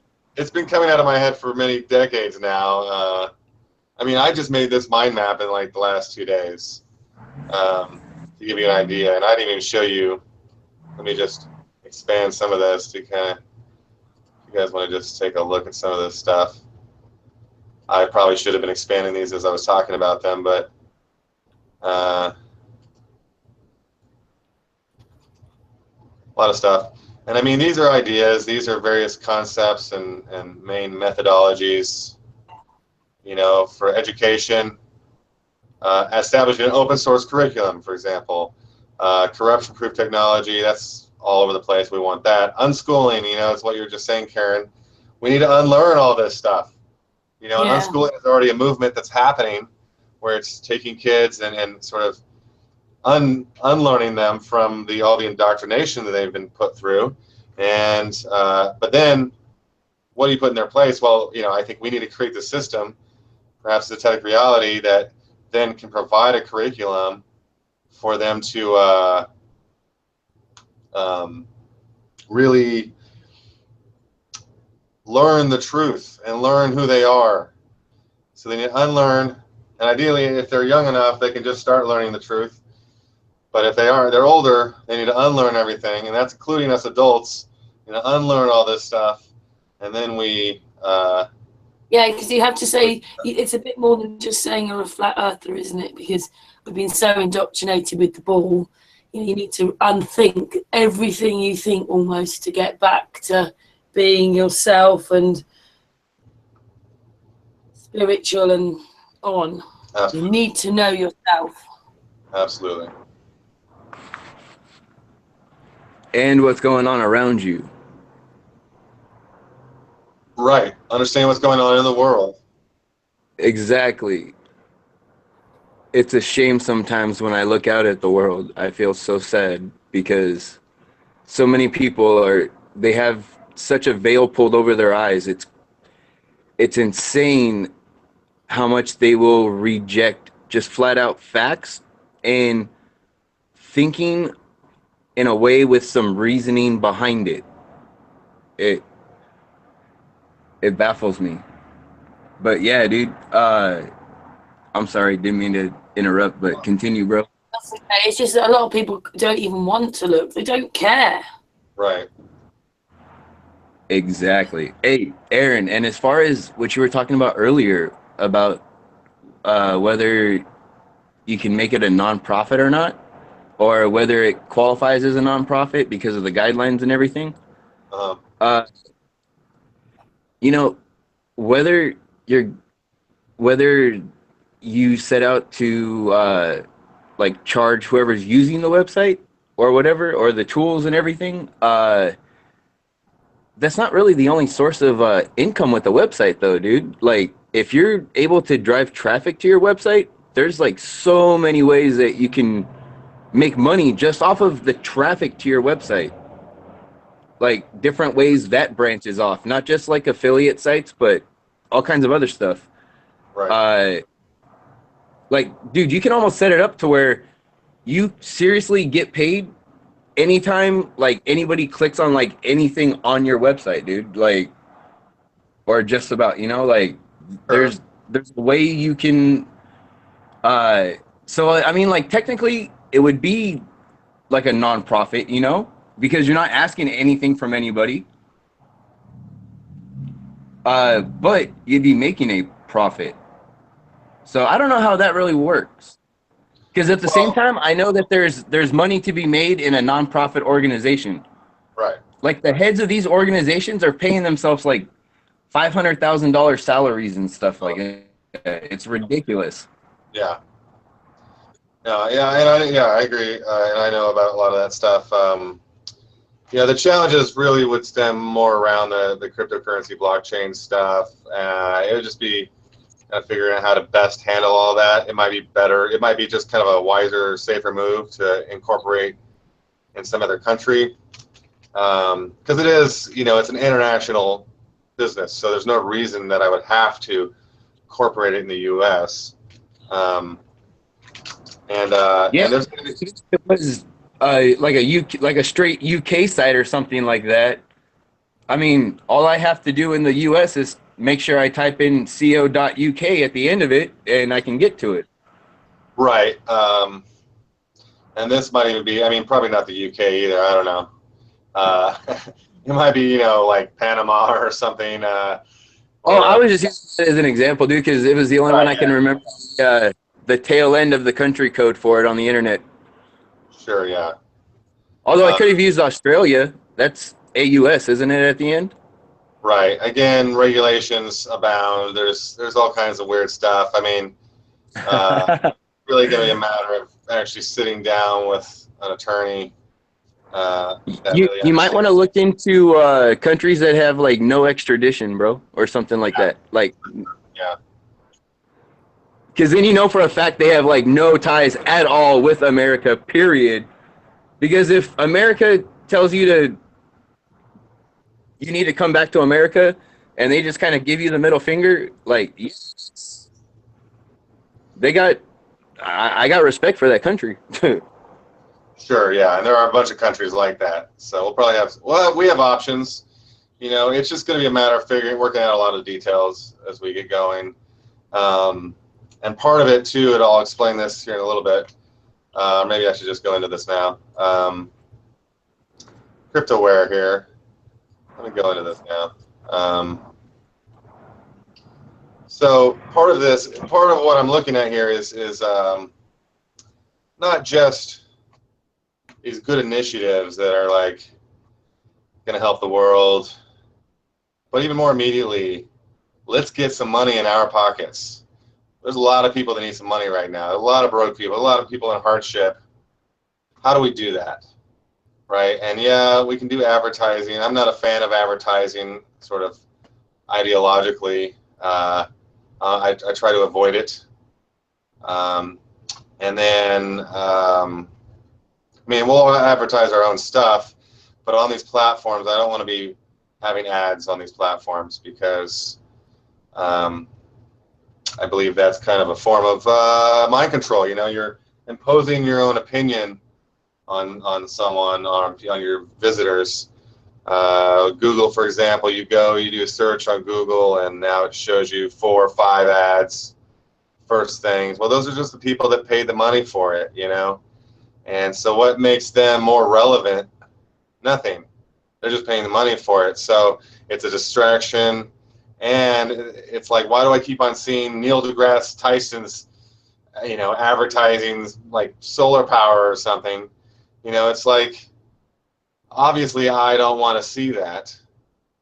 But because they are so big about advertising, they're just always pushing it in your face. And so, you know, I'm very hesitant with advertising and a few other kind of means of making money, because there are ways to make money that you're not really competing as much, or you're not. How do I explain this? More equitable ways, perhaps, of making money where everyone wins. Now, for example, mining cryptocurrencies. Good example. Mining cryptocurrencies. Every crypto has a system of how it's mined, and there's different ways to do it. But the basic idea is that you're using your computer, you're using computer resources. That then eventually, if you leave it on long enough, it'll eventually make a little bit of that coin. It'll mine some of that coin. And the reason it's doing it is because it's helping to facilitate the transactions that are occurring. Well, that's a win-win, right? The person mining it makes a little money. The person doing the transaction, well, they're able to do the transaction. Both sides. There's usually, you know, 2 sides of a transaction. So it's a win-win-win, right? And there's a number of these kinds of phenomena going on in the cryptocurrency scene. And so what I've been working on for quite a while now is various technologies that deal with these phenomena going on. Just to show you a little, here's the Bitcoin chart. And you probably see how this is going up and down, and do a little technical analysis, or just show you that, like, from here to here, yeah, it's a 6% return in a day and a half. Let's see, where was that? Here's this massive climb. See, yeah, because I was already doing it. Showing here, look at this, 8% in 3.5 hours. You know, this is happening, right? This has been happening. There's thousands of coins. I'll just show you.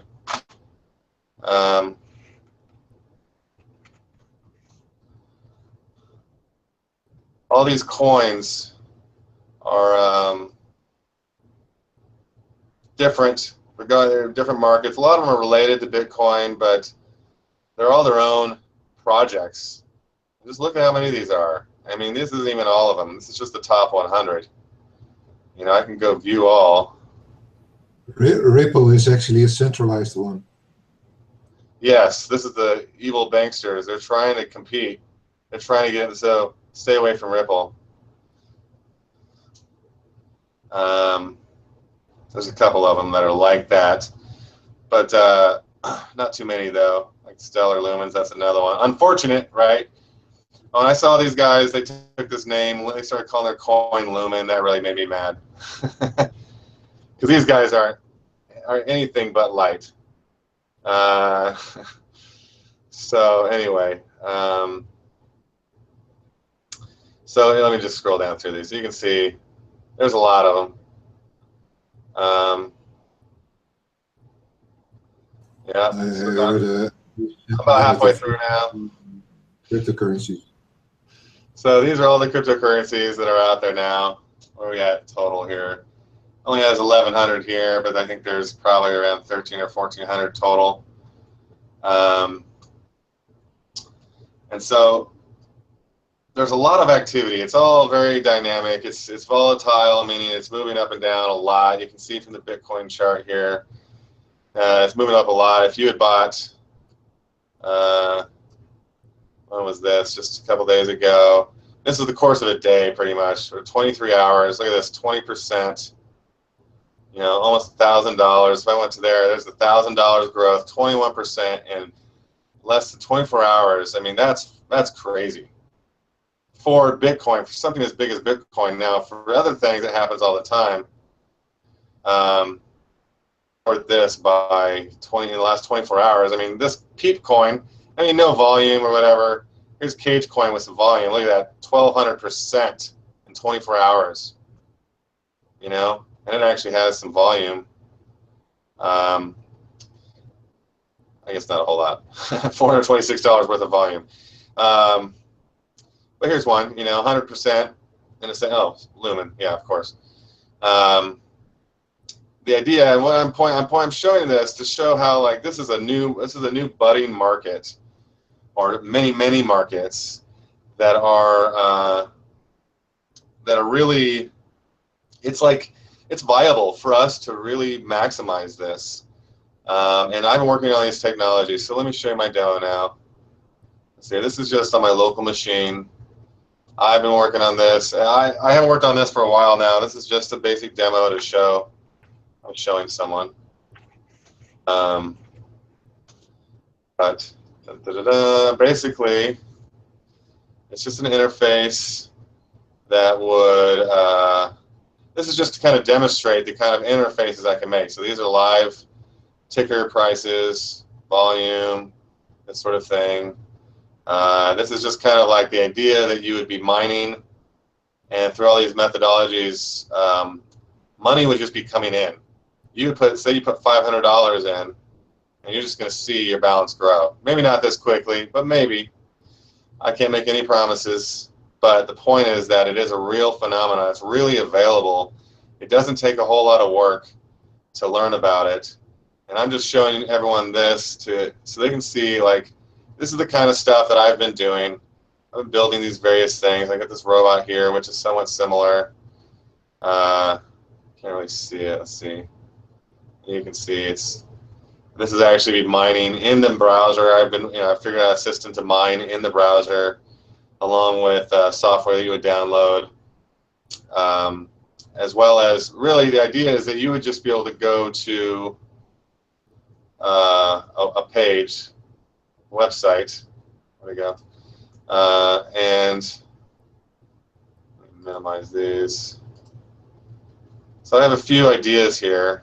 I don't want to go too much into these ideas, but the main idea is that you would go to cryptoware.com, and you'd be able to trade, you'd be able to learn how to trade cryptocurrencies, and you'd be able to make money. So you'd be able to make money from this. And, you know, people who learn how to do this well can generate a pretty nice return on a daily basis for themselves.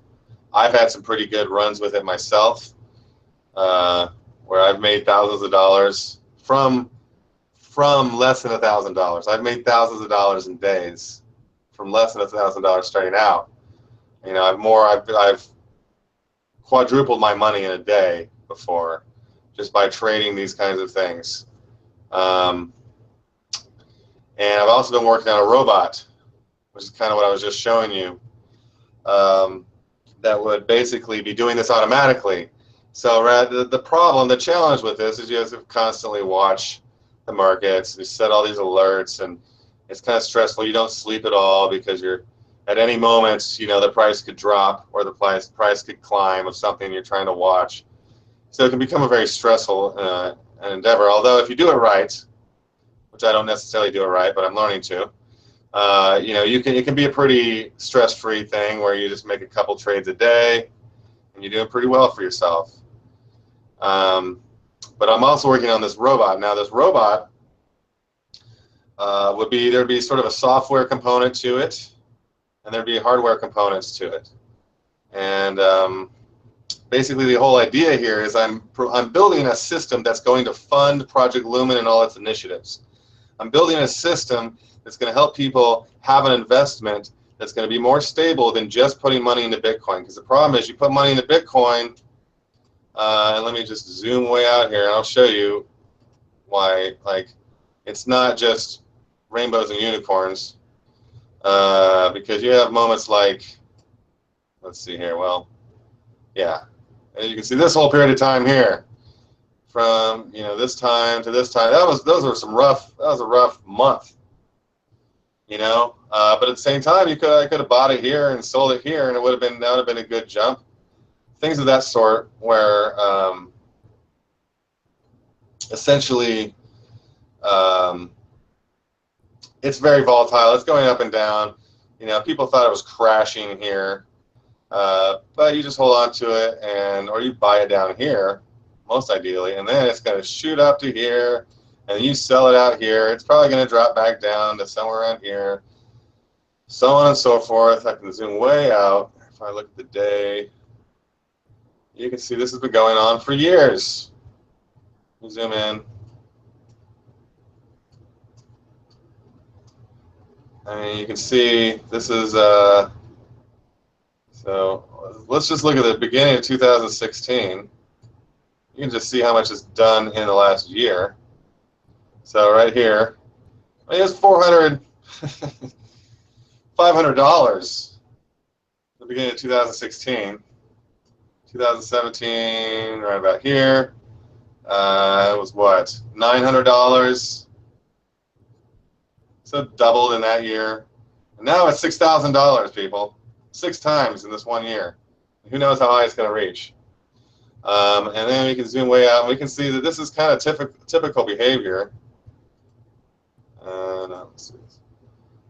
I guess this doesn't go back as far, but this is how Bitcoin has been operating. You can see, oh, that was a big spike, and then it dropped back down. And so there's some volatility and so therefore there's a decent amount of risk. If you just want to buy Bitcoin, hold on to it, yeah, it's an investment for the long run, but there's also risk involved. And it might drop down. You know, if you bought it right now, that might be a risk, because it might drop down to 4,500 or something. And so you just lost, you know, 20% on your investment. So there is risk involved, and that's what I'm mitigating. I'm trying to mitigate with this robot and these technologies, because, and I've been meeting with people, I've been connecting with people who basically will be on sort of a team of crypto traders. We're all working together to help make the best trades.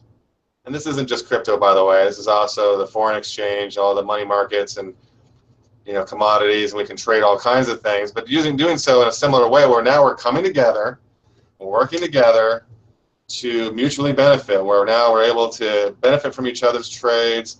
We're able to, you know, sell things before it's too late. We're able to get into things collectively together to help raise the price, and then we all make a little bit off of it. That kind of behavior, and then that intelligence is going to be fed to the robot, and we're all benefiting from the robot. You know, you put some money into the robot, and it's just going to be growing. It's kind of like what I'm showing here. You know, you're just going to see your money growing, and then you can pull it out. You'll have a Visa card that you can just pull out, and whenever you need to make a transaction, if you want to just cash out, that kind of thing. And so I'm building a sort of a funding engine slash, this is a whole monetary community where we're really working together to help bring abundance to our collective community. And there'll be a lot of technologies, the CryptoBuddy, CryptoBot, these are some fun ideas in terms of having a device that really is your one and only, your wallet that stores everything. It would actually be doing some mining. It would just sit on your desk. It would talk to you.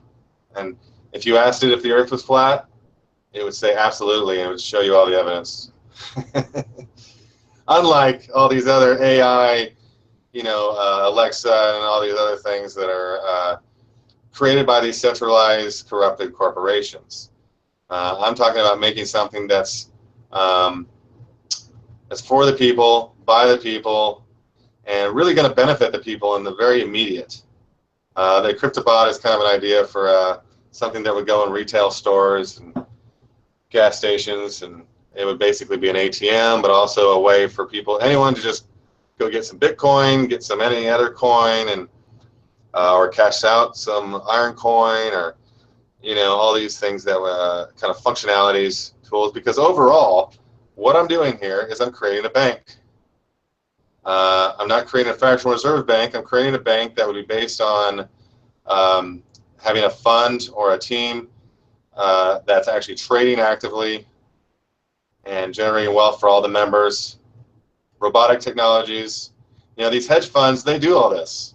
They have teams of traders, brokers that are trading stocks and commodities, and they're sort of they're teaming up off of each other's intel, and then they're mutually benefiting each other. And then they have all their programmatically trading robots that they've built that's doing this automatically. They do a lot of deceptive, shisty things, like I could probably show you on here how many different times you just get market manipulation. I mean, see these massive drops. It's because they were trying to manipulate the market, and they've been doing that a lot, and they're actually becoming less and less effective. But you can just see down here's the volume. So you can see a massive buy-in here and a massive sell-out. So they tried to sell this out, and they dropped the price of Bitcoin like $200 in one hour. But look at this. They don't care. Just stay down there for a little bit, and it comes back up. That's because Bitcoin is strong. You can't manipulate Bitcoin close to as much as you used to. Sorry, Rothschilds. You know, they have to, now they're starting to realize that this thing is taking off. It's getting bigger. We all saw, I mean, where was that? It happened here. I think it was, I forget exactly where it was, that the CEO of, was it Chase? They basically came out publicly and said that Bitcoin is a fraud. And as soon as they did that, it just dropped. It was probably right here, actually. So they say Bitcoin's a fraud. Boom, boom, boom. It drops. Everyone freaks out. Oh no, but maybe Bitcoin is a fraud, according to the CEO. And all of a sudden, guess who buys in? Right, it was J.P. Morgan. Yep, J.P. Morgan CEO says it's fraud. And then they buy the most Bitcoin right here. They're manipulating, they're trying. So then what happens is we say, hey, everyone in Bitcoin says, hey, you can't do that. That's not nice. And so now we see the same kind of thing happen over here, although we didn't fall for it as bad. They're trying to manipulate over here. And then it did drop, but now look, it pops back up, because this is where people want to see it. This is where all the investors, all the people who are investing in Bitcoin, this is where they want it to be right now. And this is our army, people. I mean, I don't, you know, whether you have like misunderstandings about cryptocurrencies or preconceived notions, doesn't matter. This is our army. This is our way for us to play their game. Only we can play it better because we're more people. We can be public, and we can use modern technologies like they can't even do, because they're all dinosaurs. They don't really understand how to use modern technology, and they would just have to pay people to do it and try to explain how to do it. You know, I've been already building this stuff. I'm using the most modern tools. I mean, you know, this stuff here is all built on the most modern tools of like if I do this, I can show you how this is all responsive. Well, mostly a little breaking, but like I said, it's a demo. And if you were looking at it on your phone, for example, it might look like something like this. I got a few bugs, but you get the idea. And using the certain, just modern technologies. I'm using all the modern technologies. This has been my thing. I'm obsessed with always learning what is the newest, best thing to use and learning how to use that. And if something new, better comes along, I'm open-minded. I will look into it. And if it works out that it might be a better tool to use, then I'll implement it. I'll start including it. That's how I operate.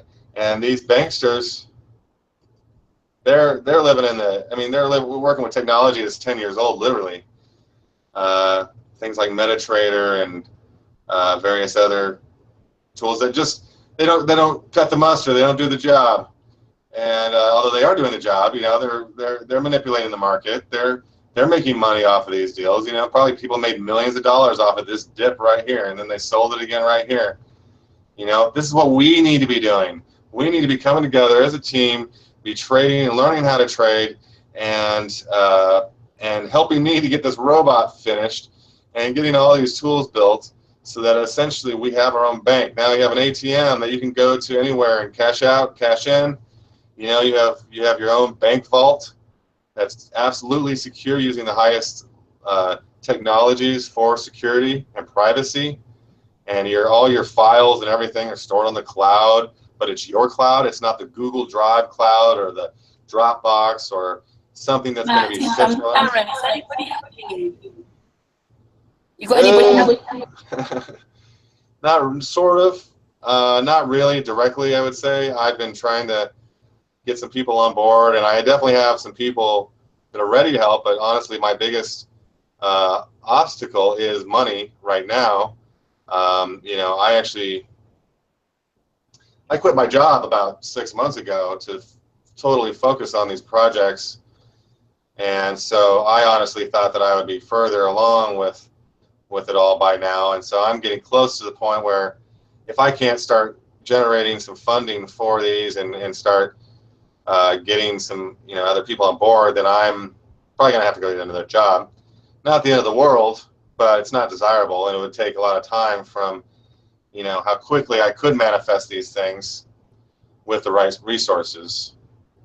So that's the long answer to your question. I don't really have a whole lot of help currently yet.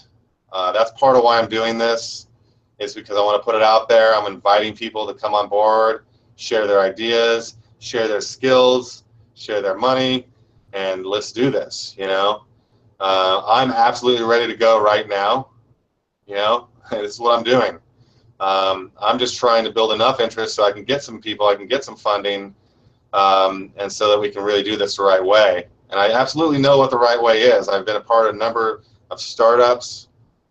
I've done different roles. I've been pretty much every different role. I'm really good with branding. I'm really good with business development. I'm really good with software development. I'm good with graphic design, user interface, user experience. I have all these skills myself, and I'm a good leader, project manager.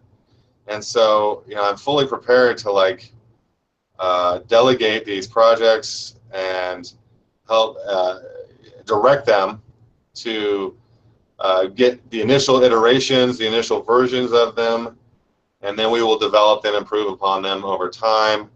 And you know, these will just be ongoing projects. But the sooner we get to some of these, the sooner we get to payday, like this kind of stuff. You know, I've got a few people who are making some money with trading, or even just they bought into Bitcoin not too long ago and they're starting to make some money from it. There's some people who are very skilled, experienced traders who I've been connecting with. So various very prominent minds and personalities in the crypto space. And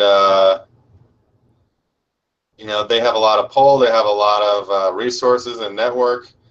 And so I'm reaching out to all these people. I'm putting this all together. My intention here is actually to take what I'm working on today or what I'm presenting today, do maybe a little more filming of it to essentially put it into a crowdfunding campaign video, and then launch it fully as a crowdfunding campaign, which I'll go into how that's working. I kind of want to go over some of these other things first. So does anyone have any questions about the crypto-aware concepts or any of the stuff I've been talking about so far? I don't know how long this delay is, but I just wanted to say that it's not just that you're saying you're ready, it's going to be a whole life for you doing this, because I know what it takes for Series to do his work and anybody doing research. And this is a project. This is going to be your life, isn't it, Aaron?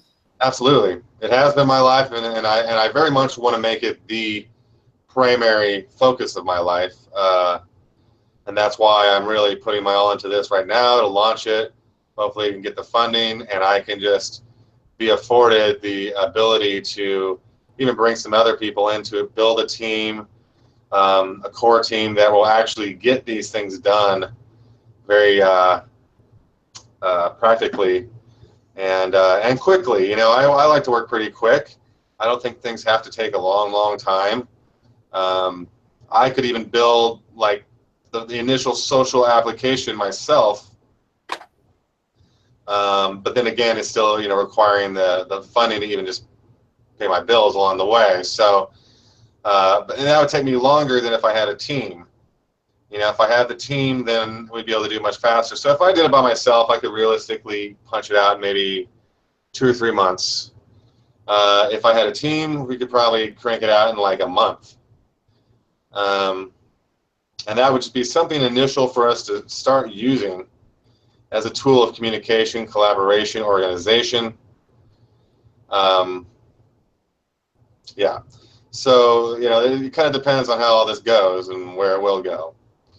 Because I'm also trying to be on the front lines of the flat Earth, so to speak. And, you know, so I'd like to get out to the FEMA camp out in Colorado. It's like next weekend, or this upcoming weekend, I believe. I'd like to get out to the conference in North Carolina. Currently, I don't have tickets or the means to even get out there. And there's a few others out here in LA who, you know, we should be getting out there.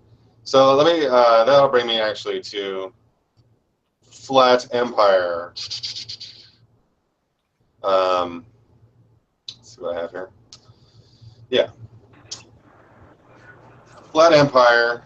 I should be pulling up some of these websites as I move along here. Here's the Flat Empire website. May have already shown this, but and again, you know, I've been building all the website, all the content, everything. So bear with me. But Flat Empire is a vehicle to enable like-minded people to find each other, get together, and work together to build a truly flat empire. And I have the 3 coins here that I've been working with.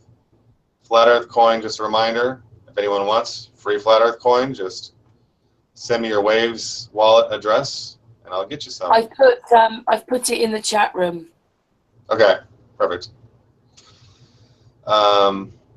Zeta coin, Iron coin. And I'm just kind of like trying to market or push all this stuff, all these ideas. Here's a little video just about walking you through how to get your Waves wallet and how to set it up. And then you can even fill out this form that will, you can put your Waves wallet right in there. And if you get that to me, I will get you some free Flat Earth coin. FETV. So now I'll go through all this in a minute here. I just want to scroll through. This is the event we just did with Mark Sargent. Just met Mark Sargent. Great guy.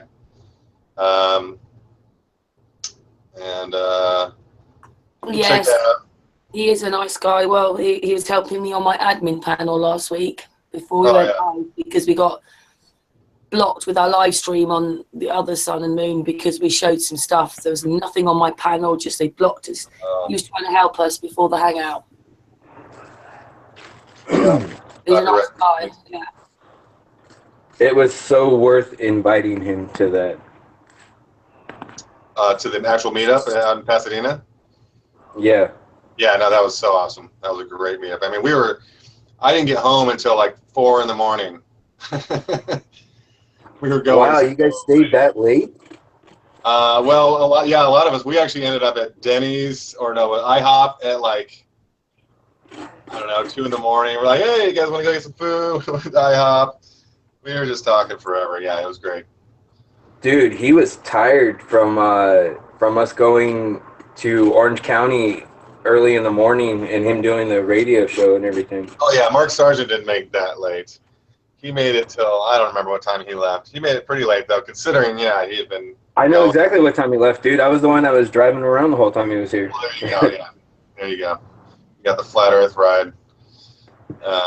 Like he was, dude, he was really cool guy to chat with, man. Yeah, very cool. Dude, he was really impressed with you and how far along you've come with this, though. You know. Oh, yeah.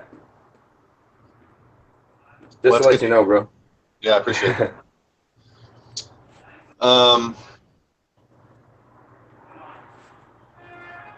Let's see what else. All right, so Flat Empire. Here's the idea behind Flat Empire. Flat Empire is a platform for us to make flat Earth mainstream. For us to really channel our energy and attention into it, to give us a tool to manage our gatherings. So like all the meetups and all the events, like conferences. We want to be doing our own conference next year in LA. We're going to have a big conference. We want to make it big. We want to make it the real deal. We want to have a red carpet, make an award ceremony. We want to, have speakers. We want to be flying out speakers from all over the world. We want to have thousands and thousands of people at this conference. That's a longer-term goal we're shooting for. And along with that, we would have FETV, a network, a channel that would essentially be establishing itself as an actual channel, going mainstream here. We're actually trying, we're in LA. We want to compete with the other channels, right? We won't be a cable channel per se, but if we can start building enough traction, we might just get there. I have been connecting with people.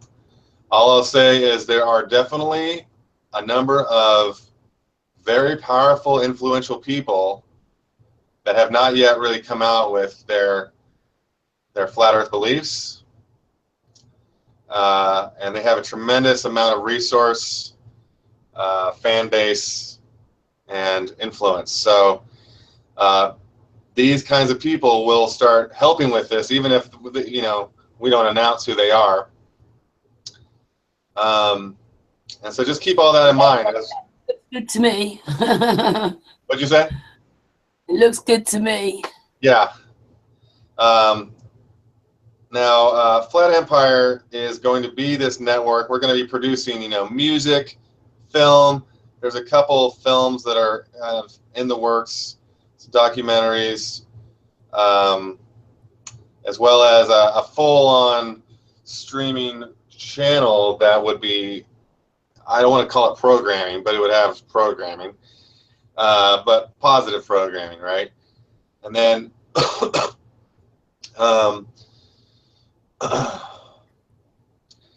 now, one of the more recent ideas. Now, all these are ideas, so keep this in mind. So, these are all there's some tangible things like websites and a few various other things, but essentially, they are all very early in their idea stages.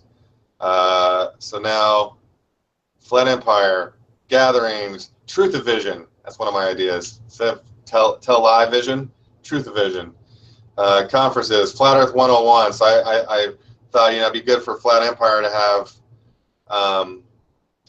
the sort of canonical, the source that you send people to. Here's where you send people who are just coming onto this for the first time.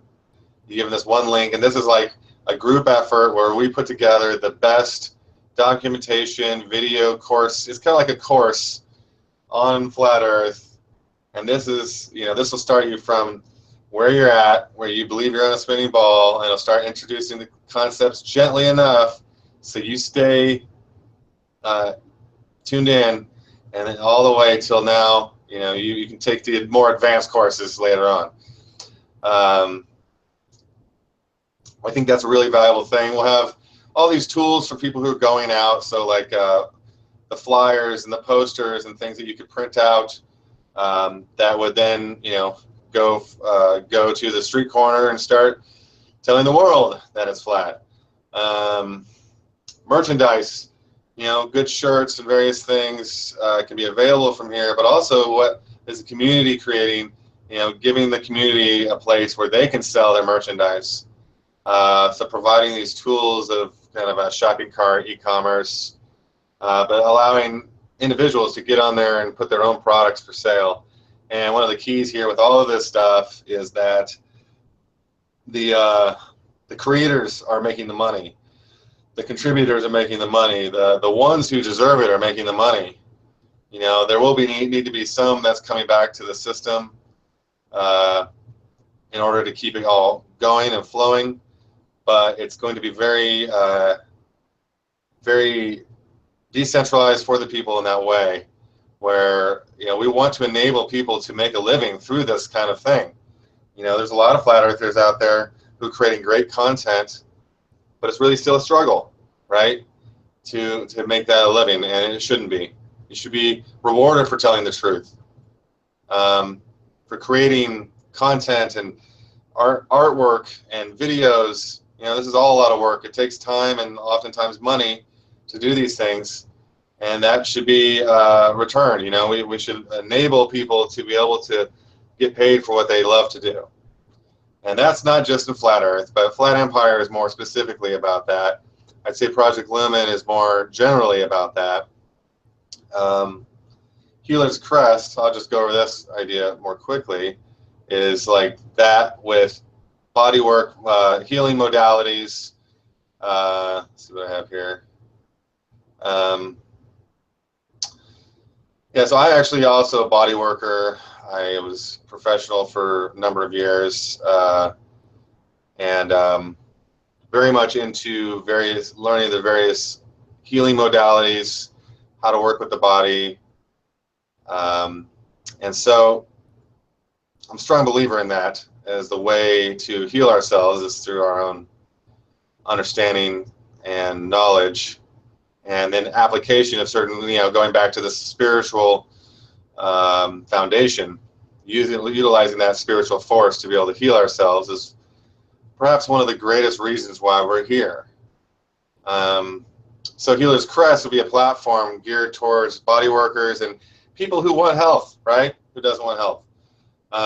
And so to be able to have actual science and studies that go into health, and have the actual products that are available that have been tested and determined that they are some of the best solutions or some of the best ways to get the various nutrients and minerals and alkalinity, all these kinds of things that go into this. But then it's also sort of a directory for all of these various types of healthcare practitioners that, you know, we can even create, I say, a preventative health insurance, or ensuring that you're going to remain healthy through this kind of thing. And so now you have your regular regimen of acupuncture, massage, and you know, naturopathy doctor if you ever really have a problem, or osteopath, or these various kinds of things. So now we're getting out of the medical system as it is. We're starting to endorse preventative medicine, and we're learning about health ourselves. And now these body workers, these practitioners are able to make a living doing what they love doing. We'll provide those tools to them. A lot of these things, these platforms, have in common that I am going to apply these sort of business tools to them. So I'm going to enable people to have their own business, run their own business from the website. And the best part about it is they're going to get the most of that money. So compared to a lot of other things where you might, okay, I'm using, I think it's Body Mind Online is one thing that's similar to this, where it's like a directory and you can schedule appointments for bodywork sessions. Well, it's great and all, but they take a cut, and they take a pretty generous cut. And so that's not right. It's kind of like a tax.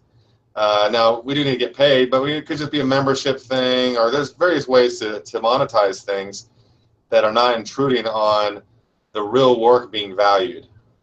And that's my main thing. That's what I want to really put into all these platforms for the different areas of life where people have different passions and they want to monetize those passions. I want to enable that monetization. I want to be able to create a platform that's not greedy. See, iTunes, I forget what they take now, but I know in the past they were taking like 90%. That's the epitome of greed. I mean, Apple, you don't have enough money already, and now these content creators, you need to take 90% of their hard work, as if Apple did anything, but create really bad software that does not fulfill the purpose really that it needs to.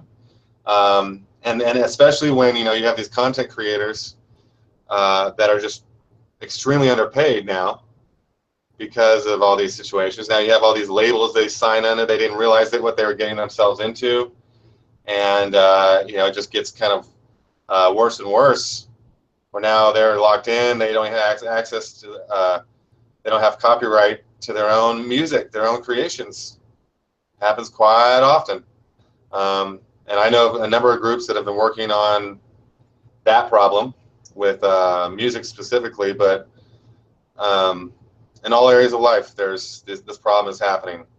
And so in all areas of life, I intend to create a platform that will facilitate the value going more directly to the creator. And that's huge. We do that, now people are going to start seeing why this is valuable. And all of this, keep in mind, is all standing on top of Iron Coin. Iron Coin is going to start becoming valuable more and more and more because, oh, wow, all these people these are all economies. We're creating economies from nothing. We're creating markets that did not exist before.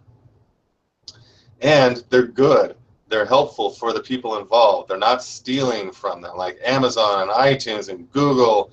All they do is take from their users.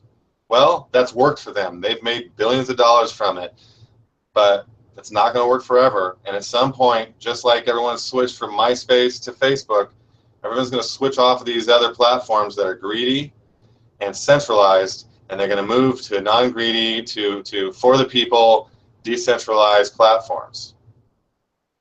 And I don't have to have them all, but I am building them all, and I am, I'm doing this out of my desire to give this technology to the world because I want to have a world where these things exist. I want to be in a world that's fair, that's based in compassion, based on sharing, based on mutual collaboration and cooperation as opposed to competition.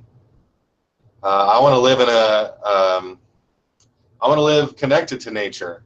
I want to live amongst the earth in respect of earth, and I don't want to just observe my fellow man destroying earth every day. I want to observe all this pain and suffering and torture going on every single day. I think we're all to the end of our rope in this way, so it's time. And I do believe these platforms are the tool that can get us there. So I just touched on Healer's Crest, just to kind of, I want everyone to know that that's a big part of what I'm doing too. And so I'm kind of like addressing, if I minimize these, let's see here. It's not all one-to-one, or there's various platforms, and there's other ones that I haven't even written down here. I have a lot of projects.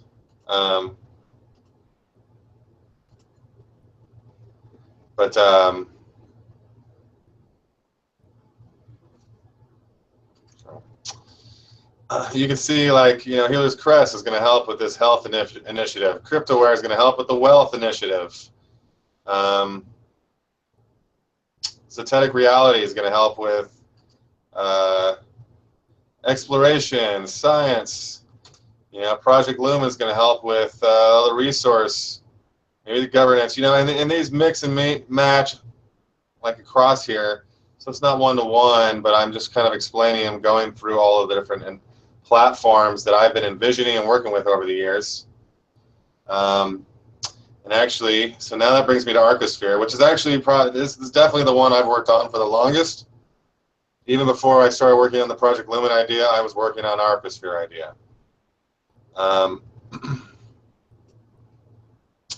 I'll just show, let me just pop back to me.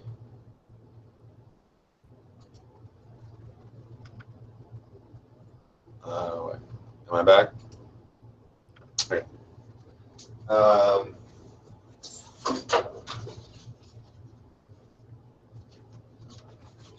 I have a sketch I made a number of years ago.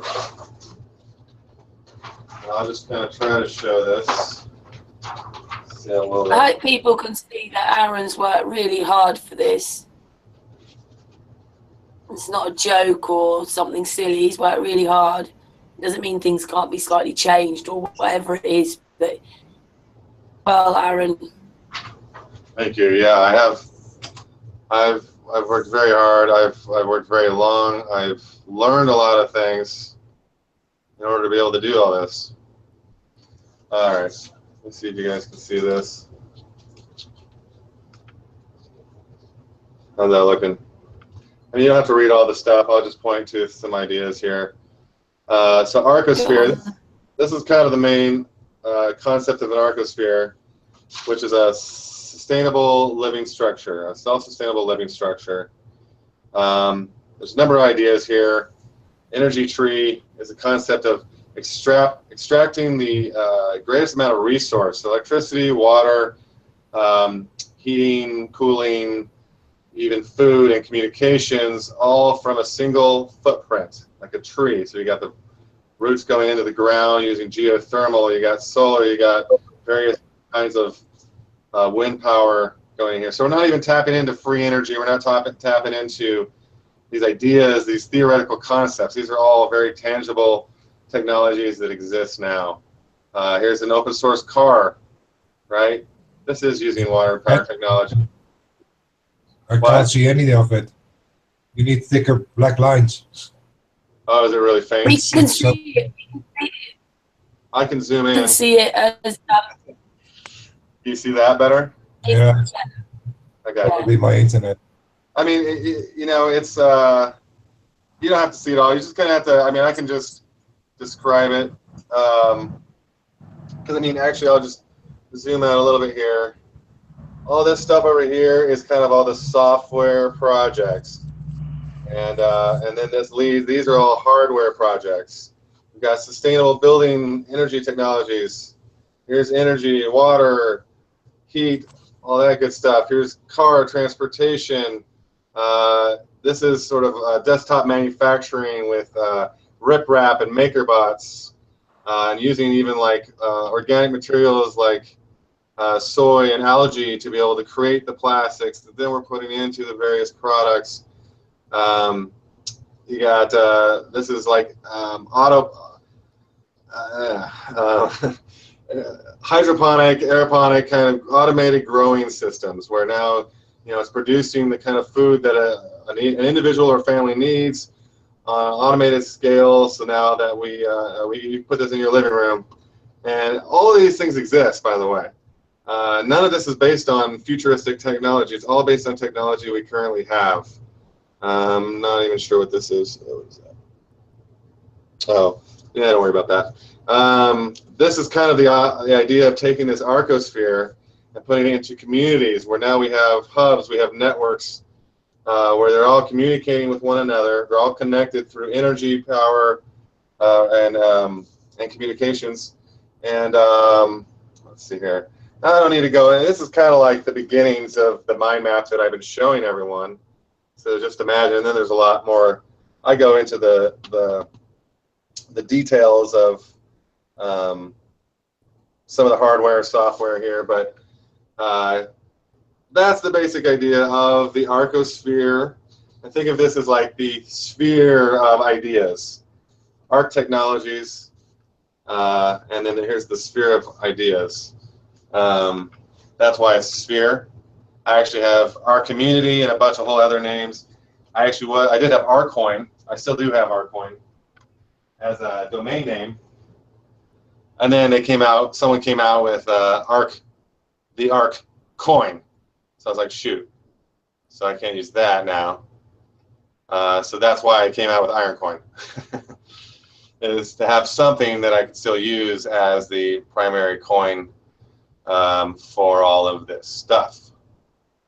I like that series. Build the new so that the old becomes obsolete. I like that. All right. So I wanted to show that little, and I think there was something else I was going to show. What was that? Well, maybe I'll remember. So I'm going to go back to sharing. To the infinite loop and the mind map. So, Arcosphere, let's see what I even say about it here. All right, so sustainable living technologies, iterative models, growing technologies. So yeah, I'm just talking about how the Arcosphere is really the technology behind our homes and our living technologies, our sustainable energy, living in harmony with the earth. You know, it could be done in single instances or communities. I guess you could also adapt a current home to use these models. Put an energy tree in your backyard, for example. And even be able to print the structures themselves using 3D printers. Those kinds of concepts. So now a village that has no real resource that they can monetize now does, because they have one of these arcospheres that is producing, you know, they're using solar energy and wind energy to grow plants that then they're processing into plastics that then they're printing using a 3D printer, whatever someone orders, maybe from the local other village or something. And so now they have a viable resource. And these kind of, you know, this is desktop manufacturing using 3D printers. That technology is not that new. However, it is definitely gaining in popularity and traction, and it's definitely the future. Most of the things that we have will be printed. You'll be able to print your phone. You'll be able to print just about everything in the future. And so that's coming up very quickly, and we want to be on par with that. And I'm taking that even a little further, saying we're going to be printing our building technology, our building materials, and we're going to be building fully sustainable structures, similar to like Earth ships, if you guys are aware of those, but even a little more modular and lightweight. Actually, I do have something else to show in that regard. Let me see if I can find it first. But because I've been working on this arcosphere vision for quite a while. Here we go, maybe. Yeah. All right, so just to show you a little more of how I've been doing a lot. Now, can you see, do you see this? Oops. Do you see the minimalist thing? Yeah. Yes? Yeah, okay. Presenting. Collapse navigation. All right. Oh. Oh. Bear with me. There we go. So, so Arcosphere, now I've even priced this out, right? I mean, like, here's the total. This is a number of years ago, I guess. It doesn't even have the date on it. Usually they have the date on it, but I'll just scroll through this. You can see, like, we have a dome, 18-foot diameter dome. It's a temporary structure. You don't need a building permit. You can just pop this down. In an hour or two, you have a home. A few accessories. Energy. You got a wood stove. Here's a generator. Here's a wind turbine. Here's a little bit of solar. Here's a battery pack. I mean, all of this is kind of like camping, a little nicer than camping. You got a water filter. Here's a water reservoir. Here's an instant water heater. Here's I was talking about the be able to grow plant food inside your dome. You could actually use one of these to grow just about enough food for one human being to live on indefinitely. Maybe two of them when you'd have it. Think about that. Here's a little kitchen, little stove, oven, refrigerator, clothes washer, dryer. Here's a bathroom. Look at that nice bathroom. Here's a toilet. And you can just see, I mean, this is a little everything. It's kind of like upscale camping, glamping as they would call it. But I priced all this out at about just under $5,000. And if you think about that, now we have a fully self-sustainable living space that now has all the amenities, technically, even a hot shower, all that kind of stuff. For $5,000, you get some land. Land is cheap. Put this up, you could probably put it up in a weekend. Now you just built your own home on your own land for $5,000, however much the land cost you. And now you're off the grid. And if you want to get satellite internet or whatever, I have different versions. Let's see here. I just skimmed through some of these. All kinds of, this is all the research I've been doing, pricing things out. There's much bigger domes. But still, 30-foot dome for $2,000. Not bad. Let's see. So yeah, I want to show you that. I think that's about it on this page.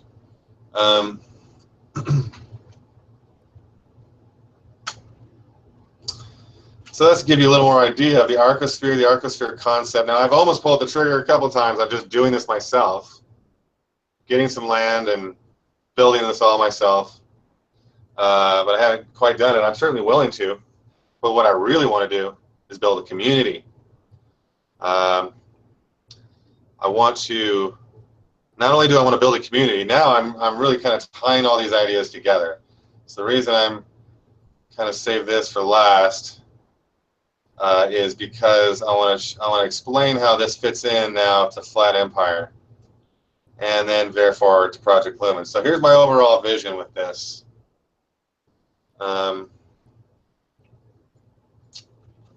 Is that I want Flat Empire to be a reality show, a community itself, the community that's sort of the HQ, the headquarters that builds Project Lumen. And I want to do all of this, and I want to make it like a spectacle. I want to put this in front of the entire world. This is going to be on our mainstream media outlet that we're going to turn Flat Empire into. And we're going to be showing people how we're creating a new world here, a new way of life, by creating only sustainable technologies that are in harmony with the Earth. Our coexistent technologies of social technologies will be in harmony with each other. We will be developing all these processes and ways to do things, and we'll be doing so for the world. This whole thing will be as a reality show, because reality shows sell. And what would be more interesting than an intentional community full of a bunch of flat earthers who are creating the platforms that are changing the world? That's going to be an interesting show. I want to watch it, but I'll be in it. And so will a number of other people. And we'll create this as a model, a living model that will then be reproducible. So if you want to create one in the UK, if you want to create one down in South America, if you want to create one wherever, we'll help. We'll even help fund it.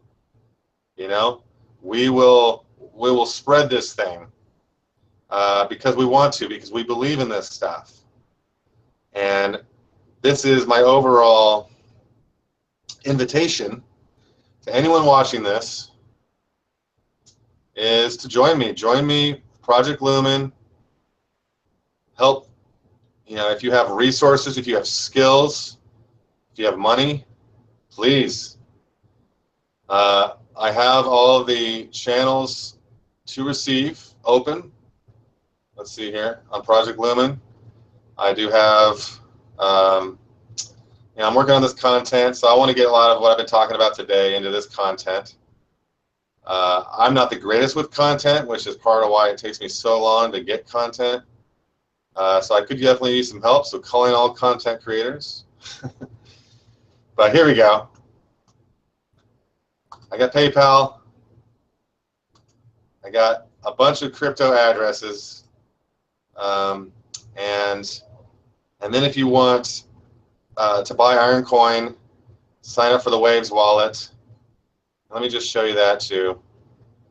So you would go to, probably the easiest way is to go to Flat Empire. Go down here, click on this link. This will help you install the Waves wallet.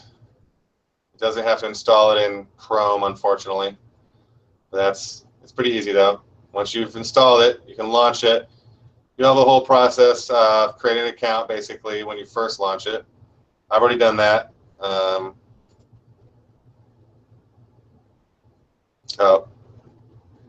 hold on. I don't want you to see my password.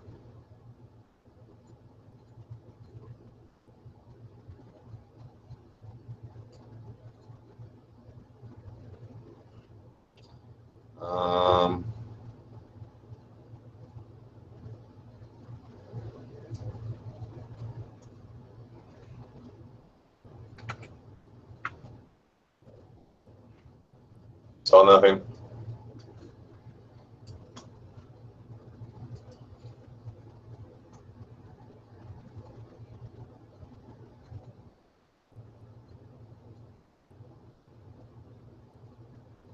Thought I was already signed into this, but apparently it logged me out. Let's see.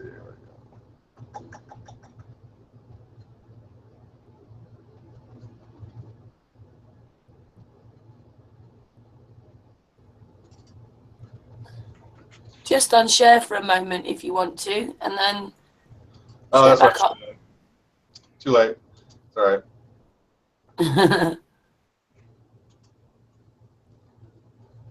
Would have been the thing to do. All right, but here we go.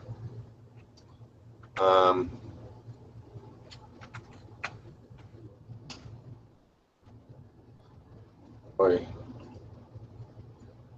Okay. So here's Waves wallet.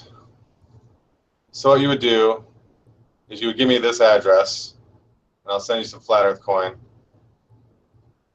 And then if you wanted to buy some Iron Coin, then you would have to get a little bit of well, you'd have to have some Bitcoin in here. And then you would go to the exchange. Now this is the tricky part because it's not traded enough to make it to be visible on the exchange. You have to find it. So you come over here and you replace Waves. So it's going from here's the price for Waves to Bitcoin. I'm going to type in Flat Earth Coin. And now you can see it doesn't have the name here because it's not being traded actively yet. So let's change that. You know, you can trade Flat Earth Coin. I do have some available for on the market for order. If I did Iron Coin, here's Iron Coin again, not being traded. What you would do, I mean, I do have some. Let's see here. So I'm selling it. So you could buy some right now by coming on here and getting some Bitcoin, and then you can buy it.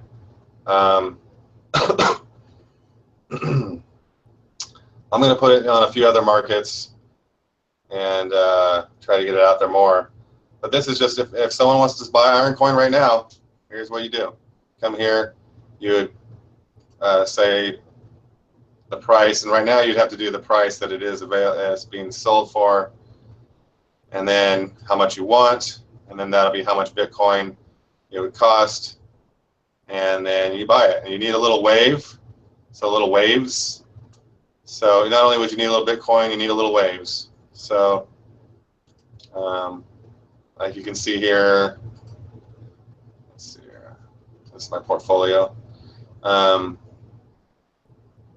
the thing with this Waves wallet is I put my address out in a few places. You can see people just send me stuff now. It's pretty nice. And so where's the Waves? Let's show where the Waves token. Well, this is maybe it. No. Where is it? Maybe it's back here. Yeah, you can see here I have 15 Waves. If it's like 3 cents to make a transaction, you know, or a trade. So you just get like one wave. It's like $3 right now or something for a wave. So it's pretty cheap. Bitcoin, you just get, you know, however much Bitcoin you got. And then you can buy some Iron Coin. You can buy some Zetetic Coin too. You could even buy Flat Earth Coin. You should buy Flat Earth Coin because that's how we're going to get it, you know, marketable. It's going to have a price. Otherwise, it's just sitting there, not doing anything, like as we can see here.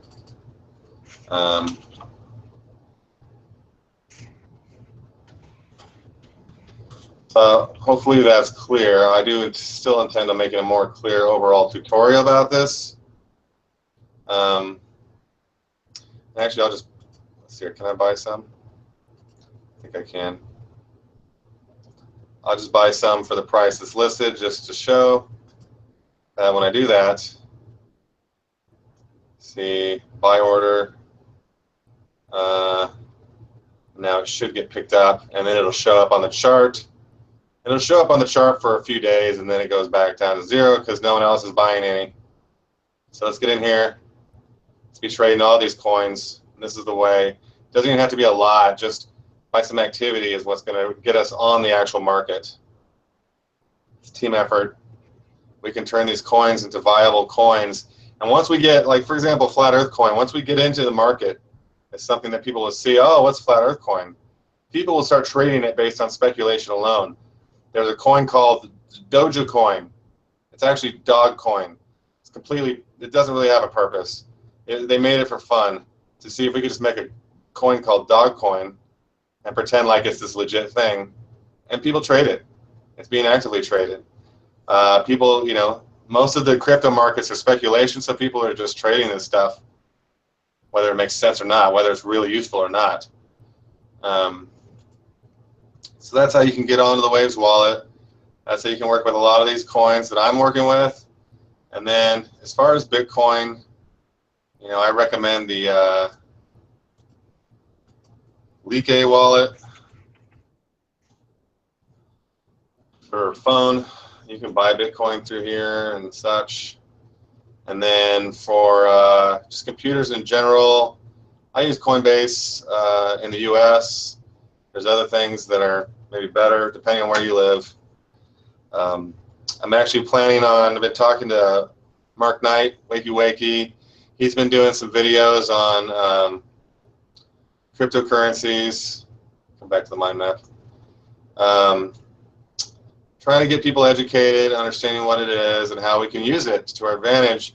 So me and him been talking, and we're at some point here in the near future, we're gonna put something out that's really gonna sort of tie cryptocurrencies and flat Earth together, as well as just really walk people through how to do this and how to use it and what's good and what's not so good, because there's a lot out there. It can be very confusing, especially if you don't really understand what it is, how it works, and then if you hear this disinformation about it being the one world currency that can freak people out, understandably.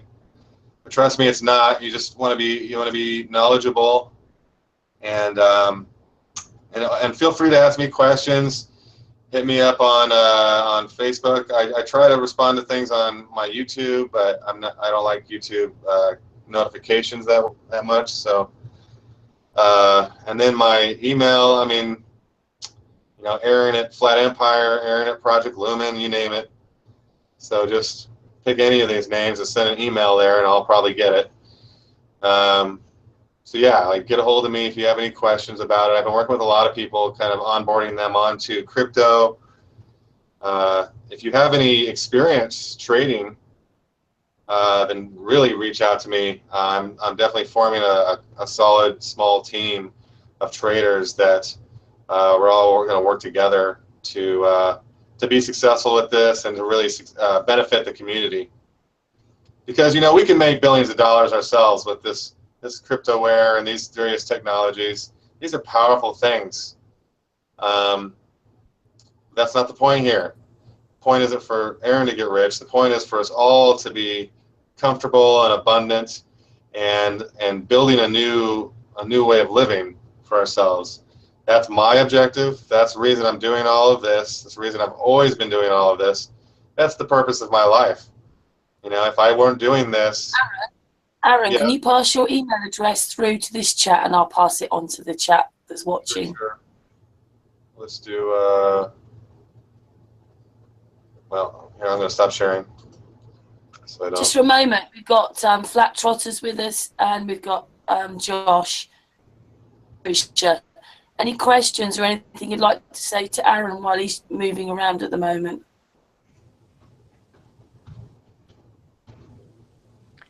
Oh, good stuff, Aaron. I like that you want to have a complete succession away from the current infrastructure on all levels. I think it's fantastic what you're doing, drawing up plans and whatnot. It's good stuff, mate. Thanks, man. Appreciate that. Yeah, well, it's thumbs up from us as well, Aaron. Obviously, Aaron's on my Facebook group, although, you know, we've got to know him a bit better lately, and very proud of you, Aaron. We're proud of all the people that come on here like you, and hard work, and don't complain about anything and don't cause any drama, nothing. So thank you for the world. Well, I thank you for maintaining a drama-free zone in the flat Earth world, because, as we know, that's not everywhere. No, and I feel that projects like yours.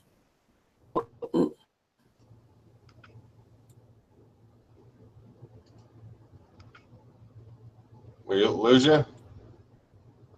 I said projects like yours are much more important. Yeah, I think because we're fed up with the way, you know, we're fed up of that way. We're here because the goal is the truth and the future. So our children and grandchildren and stuff. Absolutely. That's what it's all about, is that sort of posterity and the, you know, we want to raise our children and our families in a good world, right? But what we have right now is not the greatest. And so how do we get there? How do we get to a society that actually is going to nurture the soul and the spirit within each individual and really foster us like working together to create a community, an Earth community, where, because I mean, national borders, countries, that's all ridiculous. It's all made up. Money. Well, I think everybody who's here is here because they care. Yeah, absolutely. And I thank you all for caring. I mean, that's huge. That's the biggest, because as we know, the indoctrination sort of beats that out of you. And so if you've come through that full circle and you've managed to, again, find a passion and find an actual compassion for the world, for others, and for what's going on, that is caring, and I appreciate that, because that's what we need, and that's what we need to foster within each other, and eventually that will lead us to where we want to go. I don't know how long this is going to take. I don't know, It'll take a few years, I don't know but about you, Aaron. They've kind of put us in a boot camp. We're kind of in boot camp. Because there's no caring, there's no infrastructure now. Whatever they say, there isn't. Nothing works anymore. I mean, government bodies are being paid millions of pounds a year to do nothing. You've got people starving, people needing houses. Nothing's working. Nobody likes each other. Nobody trusts each other. nobody knows the neighbors. No one gives each other a hug. Family things Right. all being broken up. Everybody's struggling. All it is bills. Hmm. The only thing they've made sure is our lives not important. Right. You know, fear, lies, pretend wars. It just goes on and on. Right. Keith, we're bringing it back to basics, if you know what I mean, and starting off, or having this idea to start off a totally different way. Exactly. Just reinvent it all. You know, we're starting from scratch in a way where we're saying, all right, we can't make any assumptions, and we can't really rely on anything that has come before. So we sort of have to reinvent everything with this in mind, with this idea that we are all equal, and that there's no hierarchy, there's no natural hierarchy of humans. And actually, you know, there was this. Do you think that's why also we work quite well also? Because, you know, I'm not Aaron's boss. He's in my group. He comes on our hangouts. But it's because we respect each other. Exactly. We know each other a bit better because we have after hangouts, or we're talking before the hangouts. And, you know, Aaron's got a goal. It doesn't include all this stupid stuff. He just wants this to work. And I can see how hard he's worked. Series works really hard. Mm-hmm. Searching. Yeah, to the future. You know, what's interesting is one of the things with the flat Earth is it brings us all to the same level.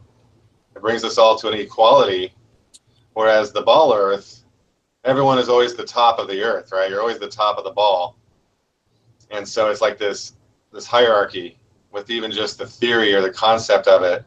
So the moment you make it flat now, like even though you guys are out, you know, you're in the UK or I'm in LA or wherever, we know that we're seeing eye to eye. We're on the same plane here, you know, and that brings in, that's like an obvious equality that really I don't think they wanted us to see.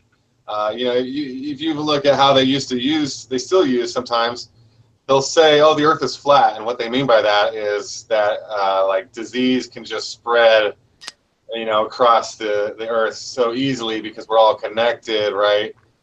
But it's funny because people do still say that. It's like an expression that people say when in actuality it's because the flat Earth is a symbol of equality, if you really think about it. You know, whereas the ball is a symbol of hierarchy. Oh, I'm the top of the world, you know? It's full of lies. Mm-hmm. And then also, there was this thing in Cambridge archives. They discovered this King James Bible. It wasn't marked as the King James Bible, so some scholar was looking and he found it and started looking through it and started realizing, oh wow, this is perhaps the first version of the King James Bible. And in it there are the editor's notes all throughout, explaining why he chose to remove certain excerpts and put certain things in and adjust certain passages. And one of the primary reasons that he edited it was to hide every single mention or allusion to the idea that to have a human king is a violation of divine law. So they're you know, to have royalty, to have an actual king that presides over other human beings is a violation of our divine rights and law. And that was actually handed down by every holy work, every holy scripture contained this truth until it was edited out. Interesting. And I see that as a correlation here, you know, because they're basically, instead of everyone being on equal footing, they're now they're creating this hierarchy. They created the hierarchy, and then they enforced it, and now we all just adopt it. We don't really realize that we don't have questions it anymore, do they, Aaron? no one questions it. Yeah. I mean, how has NASA been allowed to go for so long? For that reason. Thousands of people know that thing's lying every day. And they just keep on going. I mean, you know, that guy who says, oh, we used to have the technology to go to the moon, but we destroyed it, so we don't have it anymore. What the heck does that mean? You know, like how are people just questioning that? How convenient. Yeah, don't even question it like. How ignorant do you think I am? Right. Really? Right, so why don't we do it again? You know? And then you go to Mars. You can't go to the moon, but you go to Mars. Yeah, right. It was nominal. It was nominal. Yeah, no, it is really crazy. There's all these things that happen. People will believe it. People will believe that we're going to Mars. Right. Yeah, well, there's people that still believe in, like, Virgin Galactic, even though, you know, tons of people are giving millions of dollars with the promise of going into space, and no one's gone into space yet still. And now they're saying they're still pushing it back years. It's like, why can't you just go to space? You know, we did that like 50 years ago. Why don't we just do it, you know, even just go to the edge of space, and I paid you millions of dollars, take me to the edge of space. How people aren't questioning that? They're still like, yeah, I'm going to space. I got this, I got the ticket to space. You know? Not like, well, how come it's taking so long? I thought we already went there. I thought we should have this. We have this technology already. We're going to the ISS like every month. What the heck? You know? Don't you think though, that if there'd have been pleasure cruises and stuff by now, and we were going in the 60s, you think they wouldn't have tried to make money of taking people high up and then whatever they've got to do? Of course they would have. That would be one of the biggest industries right now. You know, space exploration. Explore the final frontier. Well, you know, it's not happening. It's not happening. It probably won't. It won't happen until we actually establish all these things and we have a vehicle that can actually explore. That is sort of like we've created the allowance for us to be able to explore. But that might be a little bit of time until we have kind of figured out things at home, I guess. Solve some of these problems. It's going to be a hard job anyway, because it's not just say NASA's lied and there's just one thing. It's everything. We don't really, you know, our history isn't correct. So science isn't correct. Education isn't correct. Talking to Angel last night, and what they've done is they sort of turned it onto healthcare, but it should be, what was it, medicine care? They're different things, and they're using one with the other. And it's just not working, and so really they're just keeping you ill. Keeping you ill. Absolutely. Yeah, they're maintaining that the numbness. You know, when people they numb people so much with the pharmaceuticals. That's part of it, and all the poisons. You know, the fluoride in the water, all the bad food that we're all taking in, and then all the pharmaceuticals. You combine all those factors, and then you have the commercials and television and probably HD TVs that are actually doing subliminal messaging. You put all that together, yeah, you have a bunch of zombie drones because no one even has the willpower to even like question anything. They're like Walking Dead, you know. And I've known about the chemtrails. How many people don't see those chemtrails? It's keeping them docile, so nobody questions anything. You said it. They're zombies. That's it. Yeah, what's one of the most popular? What? One of the most popular shows on TV is The Walking Dead or whatever. Yeah. And my roommate was watching that last night. I just thought it was kind of funny. It's like, oh yeah, there's probably a reason why this is popular. You know, people can relate to the zombies. I love that show until they killed Glenn, and I stopped watching it. Oh yeah. That was it. That did it for me. Right. Spoiler alert for anybody that's just catching up. Sorry about that. Shoot. My bad. Do you know Aaron, by the way, Michael? Do you know Aaron? No, Aaron. Cheers, brother. Cheers, Mike. yeah. Flat Trotter from New Flat Jersey. Trotter. Good to meet you, Right man. on, brother. You too. Yeah. Yeah, Are you I'll on hang out. Facebook? Not really. Show you on Facebook. I don't blame you. I mean, I have I'll hang out.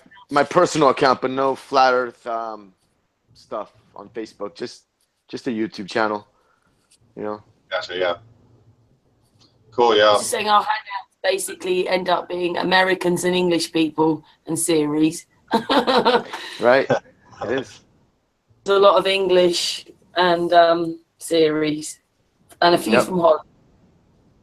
We got a few from Holland. We do. We got a lot of. Oh, I suppose Artis. He's German as well, isn't he? Yep. Uh-huh. Kind of all good things come slow. And just ask the chat room. Everybody who's in the chat room, where do you come from? Which country? Just want to see which countries. But yeah, we can. Well, I can already tell that you've put so much work into this, Aaron. Matt, how much effort you've put into the whole thing. I know you have to in a way, but you can't show something to somebody if you've got nothing. Much effort you've put in. Good. Yeah, we got flat smacked by you. Yeah, you've heard that before, I'm sure. Oh yeah. And you know, and my concern has often been like, this is so much stuff that I don't want to overwhelm people. And I don't want to like try to present everything and then it just becomes too confusing or too like, oh, this is such a massive endeavor, which is why I'm trying to like break it down into manageable chunks that we can take one piece at a time. And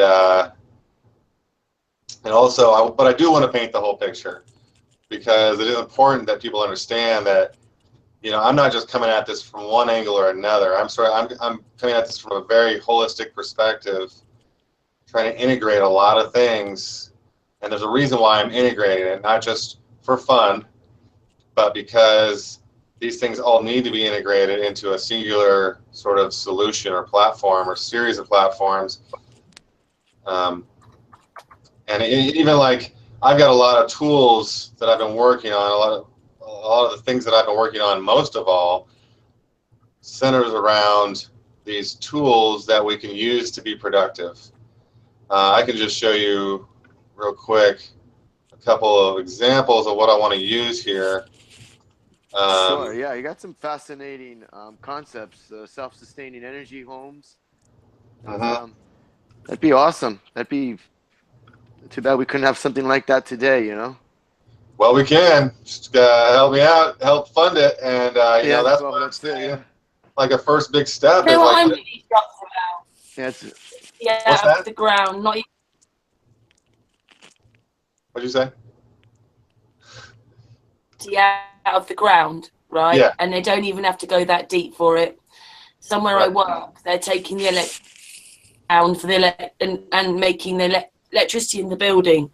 Now, why couldn't each one of our houses have that? Then we Right. wouldn't be dependent. Then if there was, say, horrible things like wars or there was something else, we could use this bit in our house to turn on that part. So there'd be no blackouts. People would be self-sufficient. Right. We know what you're doing. yeah, exactly. Right. It could all be so different already. It Right. could be. It would definitely, yeah. Using or doing whatever they're doing when we ain't using the free energy anyway. Yep, paying for energy is one of the things that I just don't get. It's something they create once and they put a meter on it and they charge you for it. The energy is just the machinery they have that's creating energy is pretty much self-sufficient. They just got to maintain things, and but they're just putting a meter on it and charging you for usage, which is retarded because society doesn't. We don't need to pay for electricity. We honestly don't need to. But, you know, that's the world we live in. That's the reality they present to us. You have to be signed up, I think. It's against the law not to be signed up. It is in this country for utilities. You have to be signed up to them. Yeah, I think it is out here too, for most places.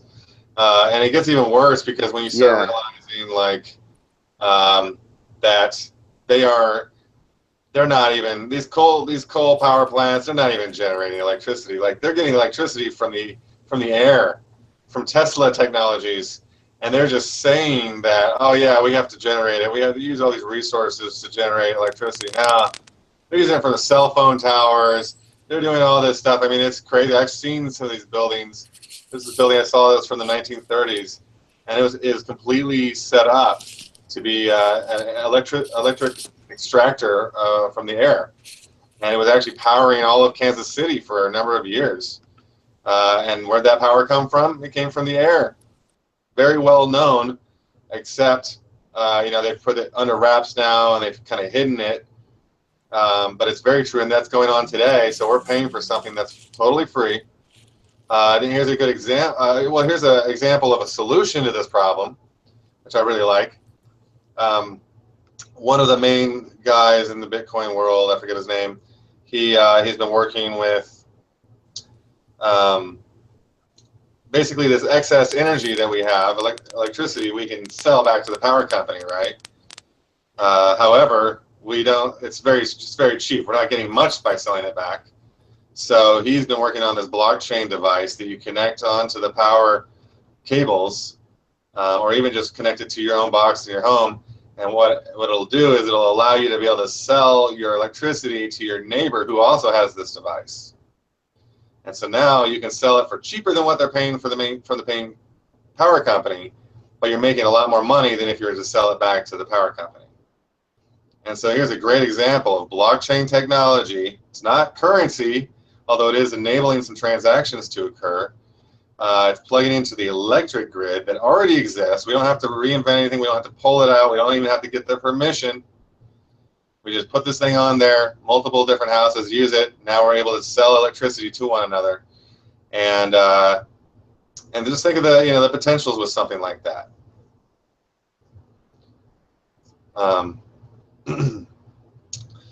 Yeah, so all right, let me do a share here.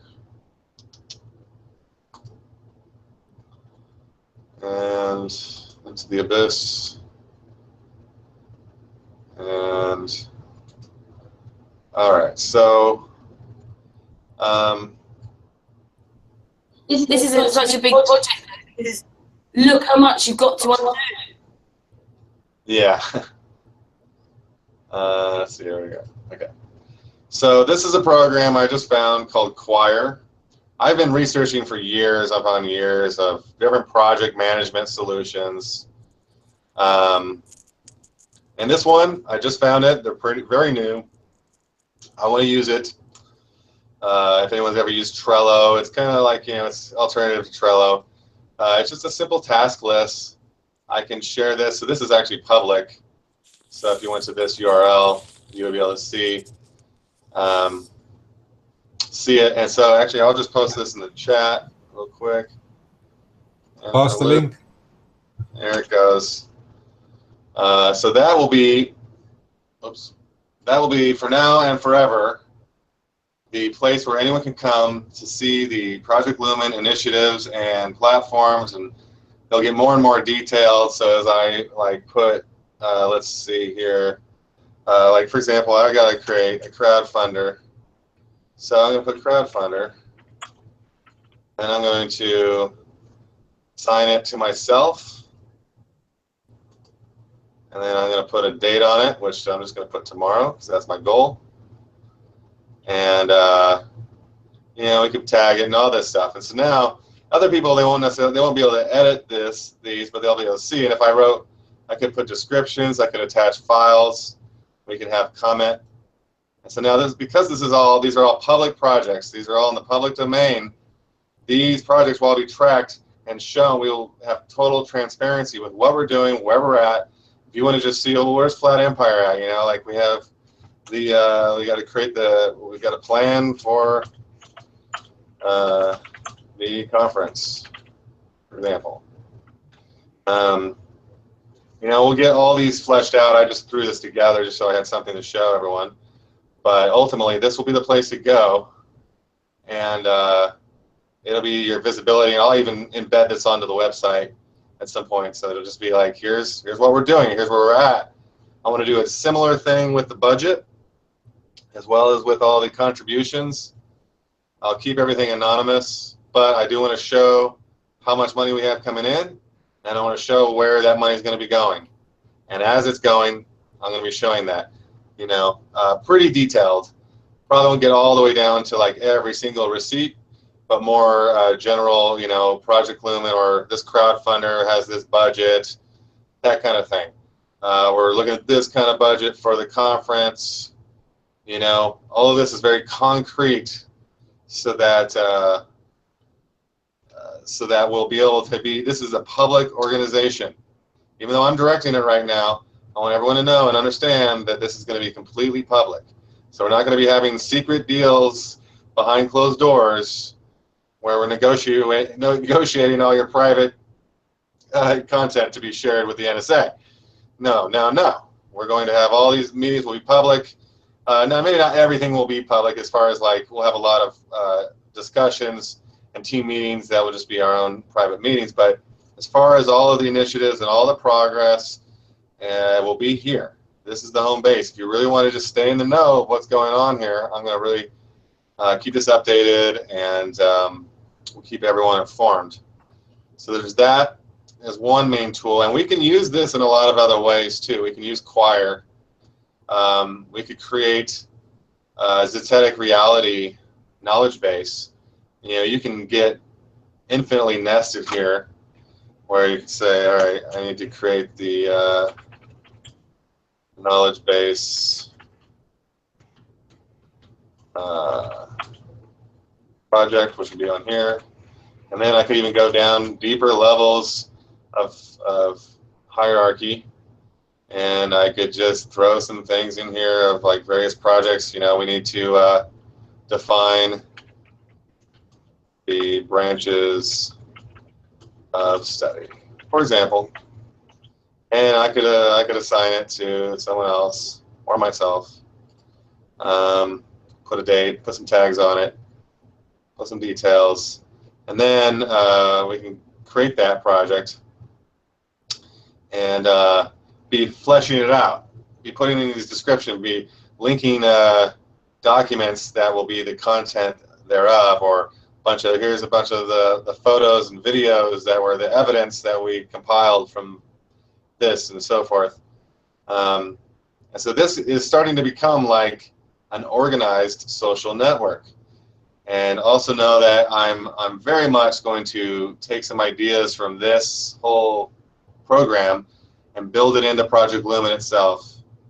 So we're going to have this kind of tool, this hierarchical list that has actual functionality, and I'm going to take it a little further, but this is a really great start. And then the other main tool is Discord app. You can create various servers or kind of rooms or groups. You can have text conversations. You can have voice. You can also have video and screen share. I've been looking into, could we use it instead of Google Hangout and all that? So not quite, not yet at least. What we can use it for is instead of Facebook groups, we can create a group over here. We can start talking. Here's one that I'm on. This one's pretty active. This is just a bunch of people kind of like pointing out conspiracies, and we can see 47 people online, and they just have a lot of content. And you can see, it's good with the images. They pop out. It's a nice tool.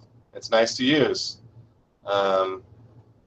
It's fast. It's decentralized. It's actually based on blockchain.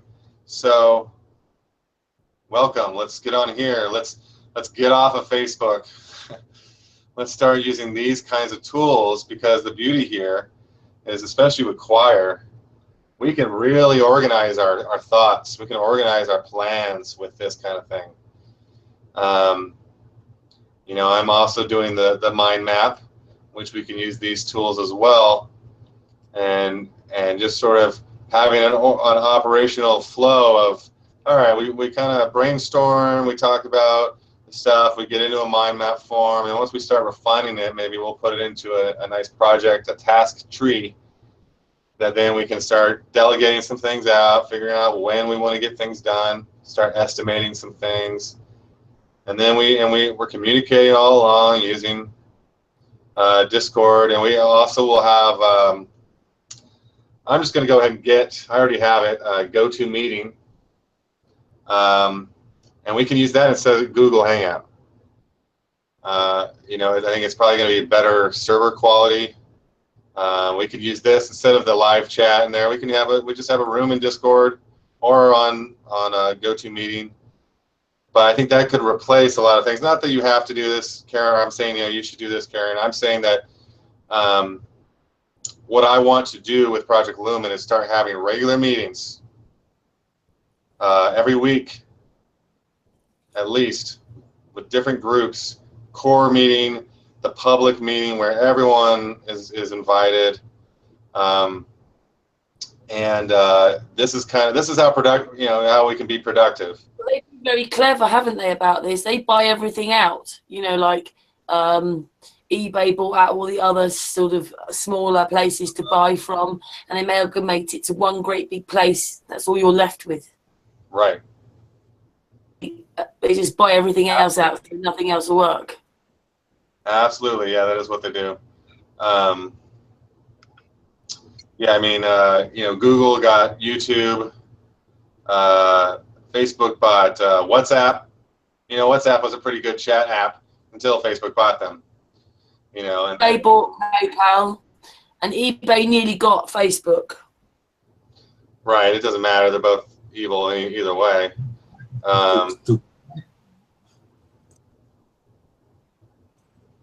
Microsoft Series. And eBay, like with the selling, they bought out Yahoo, they bought out just about everybody, so that the only place you can now really, there are smaller ones that are there, but you know, basically, if you want to sell something, you have to go to eBay. Right, and it comes back to the old adage: if you want something done right, you got to do it yourself. So we have to do this ourselves. We can't rely on some other company to do it. And here's the thing too, and I want to make this very clear as well: I have absolutely no intention of ever selling out.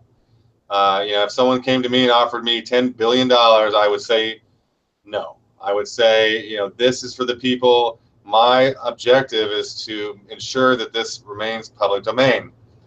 And, you know, I would never sell it out. It's an impossibility. And I will, you know, I will run it as a sort of central organization as long as I need to until we can establish it as the decentralized, autonomous organization that it's meant to be. And so that's part of my commitment and promise to everyone that's watching this and everyone in the world is that, you know, I'm going to ensure that this makes it, you know, because it would be easy. Like my ideas, you know, these ideas, yeah, we could go make billions of dollars. I could have sold this to Google or someone, you know, I could pitch it to Zuckerberg and probably already just been on my own island by now. But, you know, that's not what I want. And I would feel really bad because that's not who I am. You know, I didn't come here to make money. I didn't come here to have greed in my own possessions. I came here to wake up and to help others wake up. And so that's my mission, and that's why I'm here. And I'm building these things in the tangible, like, technology world, because this is the way that I have come to see that we will be able to succeed with this. You know, other countries as well, you know, like eBay, for instance, it can be called eBay UK, but it's not. It's been set up in Europe, and Europe has totally different laws to here. And if you want to tell you anything with eBay, you've got to do it through European law. Now, when you're buying all your items, you don't realize these things. Right. If you use the system to get where they want. Right. Yeah, and you just, you know, it's a good service. I use it. I mean, I was actually an active member of Amazon Prime for a while, you know, and then I just got to the point where, like, well, why am I feeding this monster? Like, you know, that's what everyone's doing, and it's not really worth it. And it's really, you're endorsing a very evil entity. I mean, Amazon is one of the most evil entities out there, in my opinion. And that's true with a lot of these things. I mean, I do pay for YouTube Red because I don't like commercials. I don't want to see commercials. I don't want to brainwash myself. So that's one way that I'm willing to pay the beast. However, as much as we can, we really need to be thinking about these things, and how is it that, we can really endorse what we want, and we don't support what we don't want. I think that's just a philosophy that we need to embrace. So that, I mean, it seems simple, It seems simple, but it's. Aaron, someone in the chat room put, the first law is the wife is the boss, and the second law is the wife is the boss. Yeah, well, I don't have a wife, so I can say whatever I want, but I'm still probably going to keep quiet on that one. That was just funny. Very funny there, Alec. There's definitely some truth to that. I bet he has a wife. His wife probably made him say that.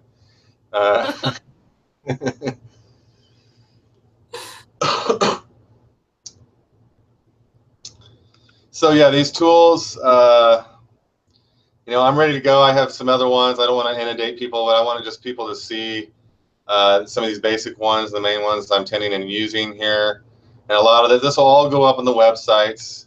Again, keep in mind that I'm doing this all myself, and that I've been, and I'm also kind of strapped, so I'm trying to make all these things happen. I have a lot going on in my life other than this.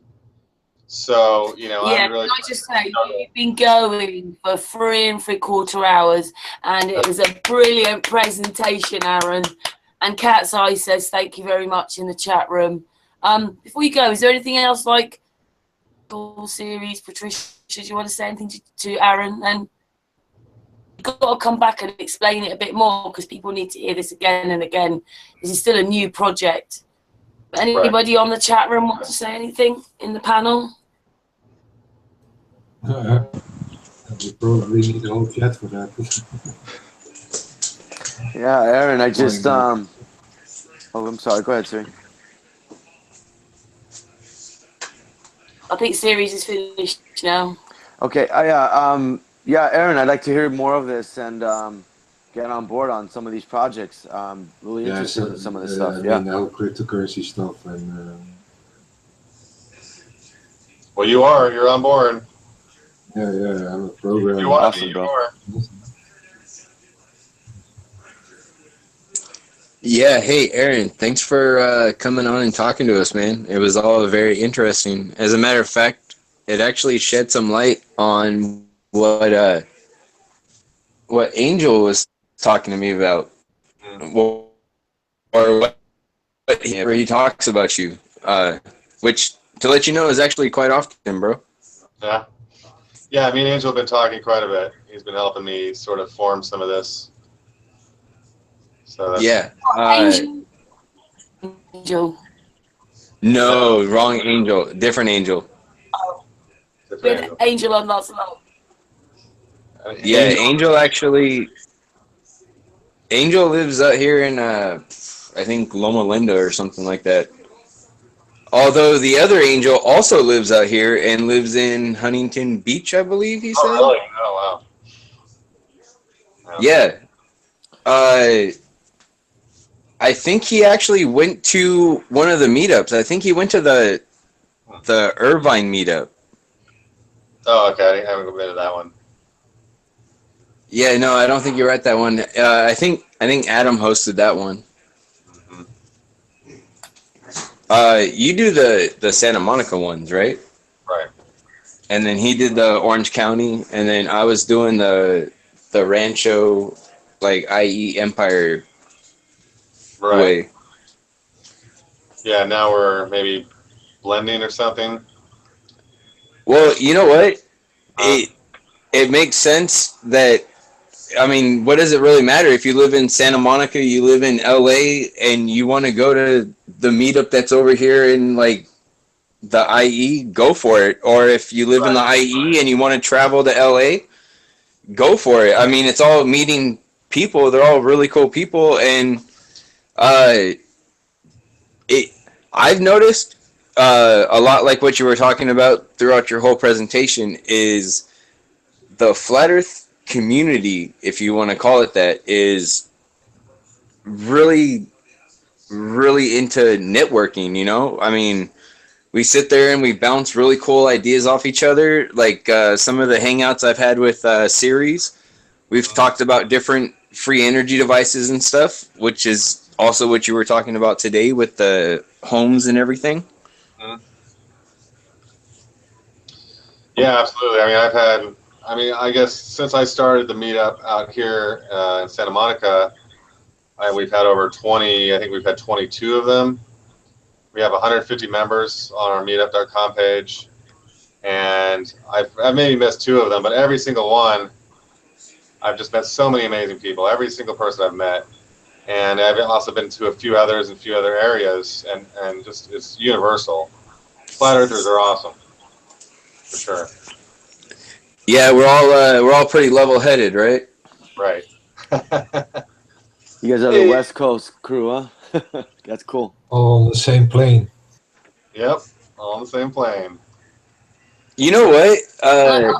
I find it kind of interesting because there's actually a verse in scripture where people say that it contradicts them, so it doesn't make any sense. But it's actually it. How does it go? It goes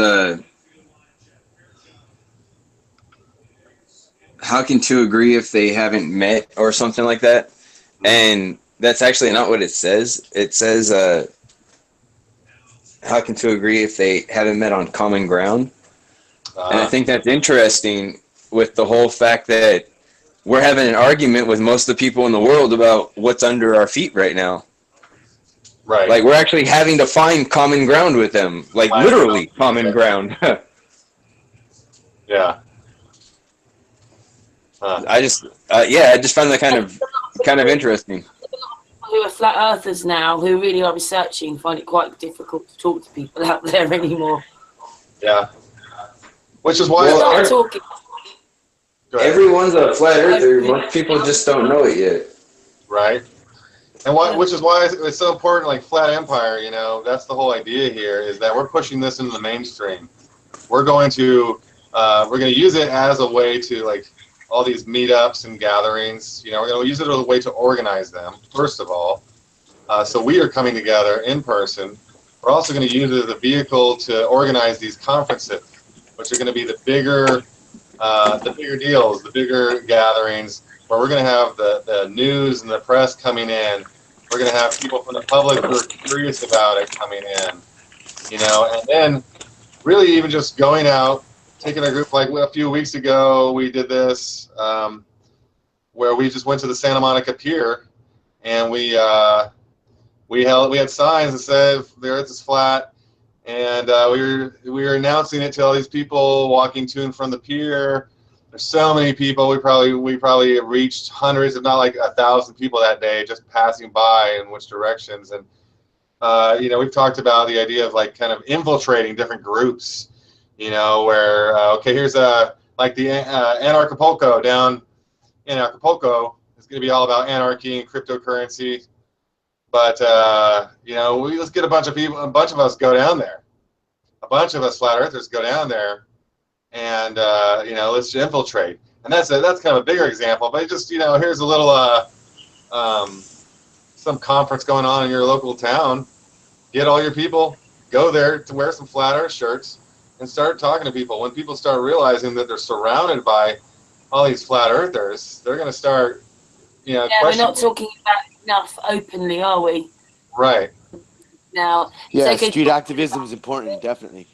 Absolutely. You need to go out. Can I just say that the chat room, Aaron, Travis Cloud says, Aaron, you're brilliant.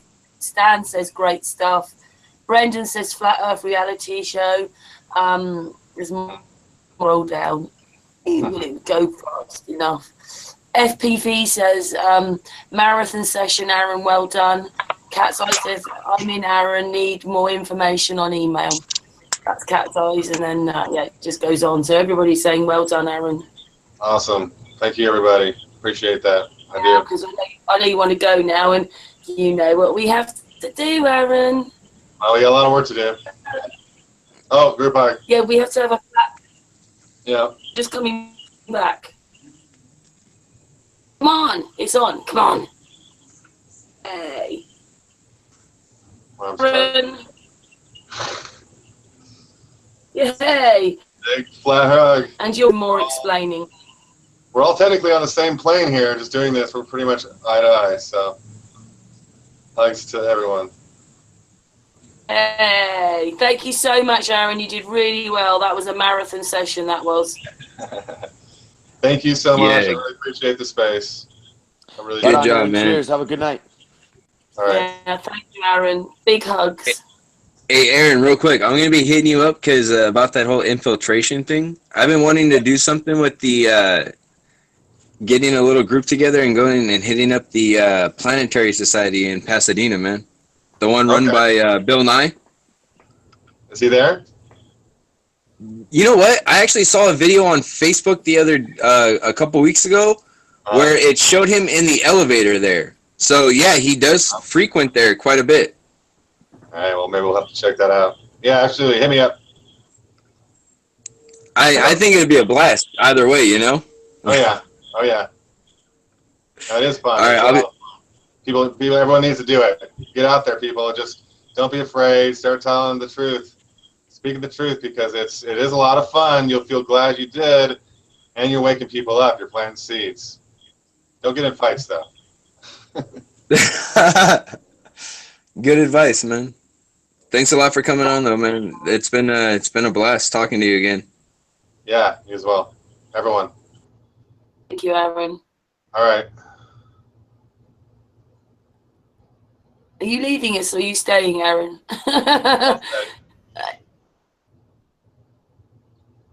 I think really at like nearly 4 hours, it's probably time that we went, really. Yeah. You know, like Is it? 4 hours. And you can see my broadband is slow at the moment, so we'll just say goodnight like this. But we say goodbye after we've hung up for a lot. Right. So, Michael, Siri, Patricia, Josh, we'll say goodbye. Aaron. Alrighty, Alright, you everyone guys. in the chat. Have a good day, guys, or a good night, or wherever it is in your part of the world. Likewise. Thank you to Aaron and the Lumen Project. Mm-hmm. See you tomorrow. All right. Cheers. Good night. Bye, everyone. Love you all. Bye-bye. Oh, thank you, Patricia.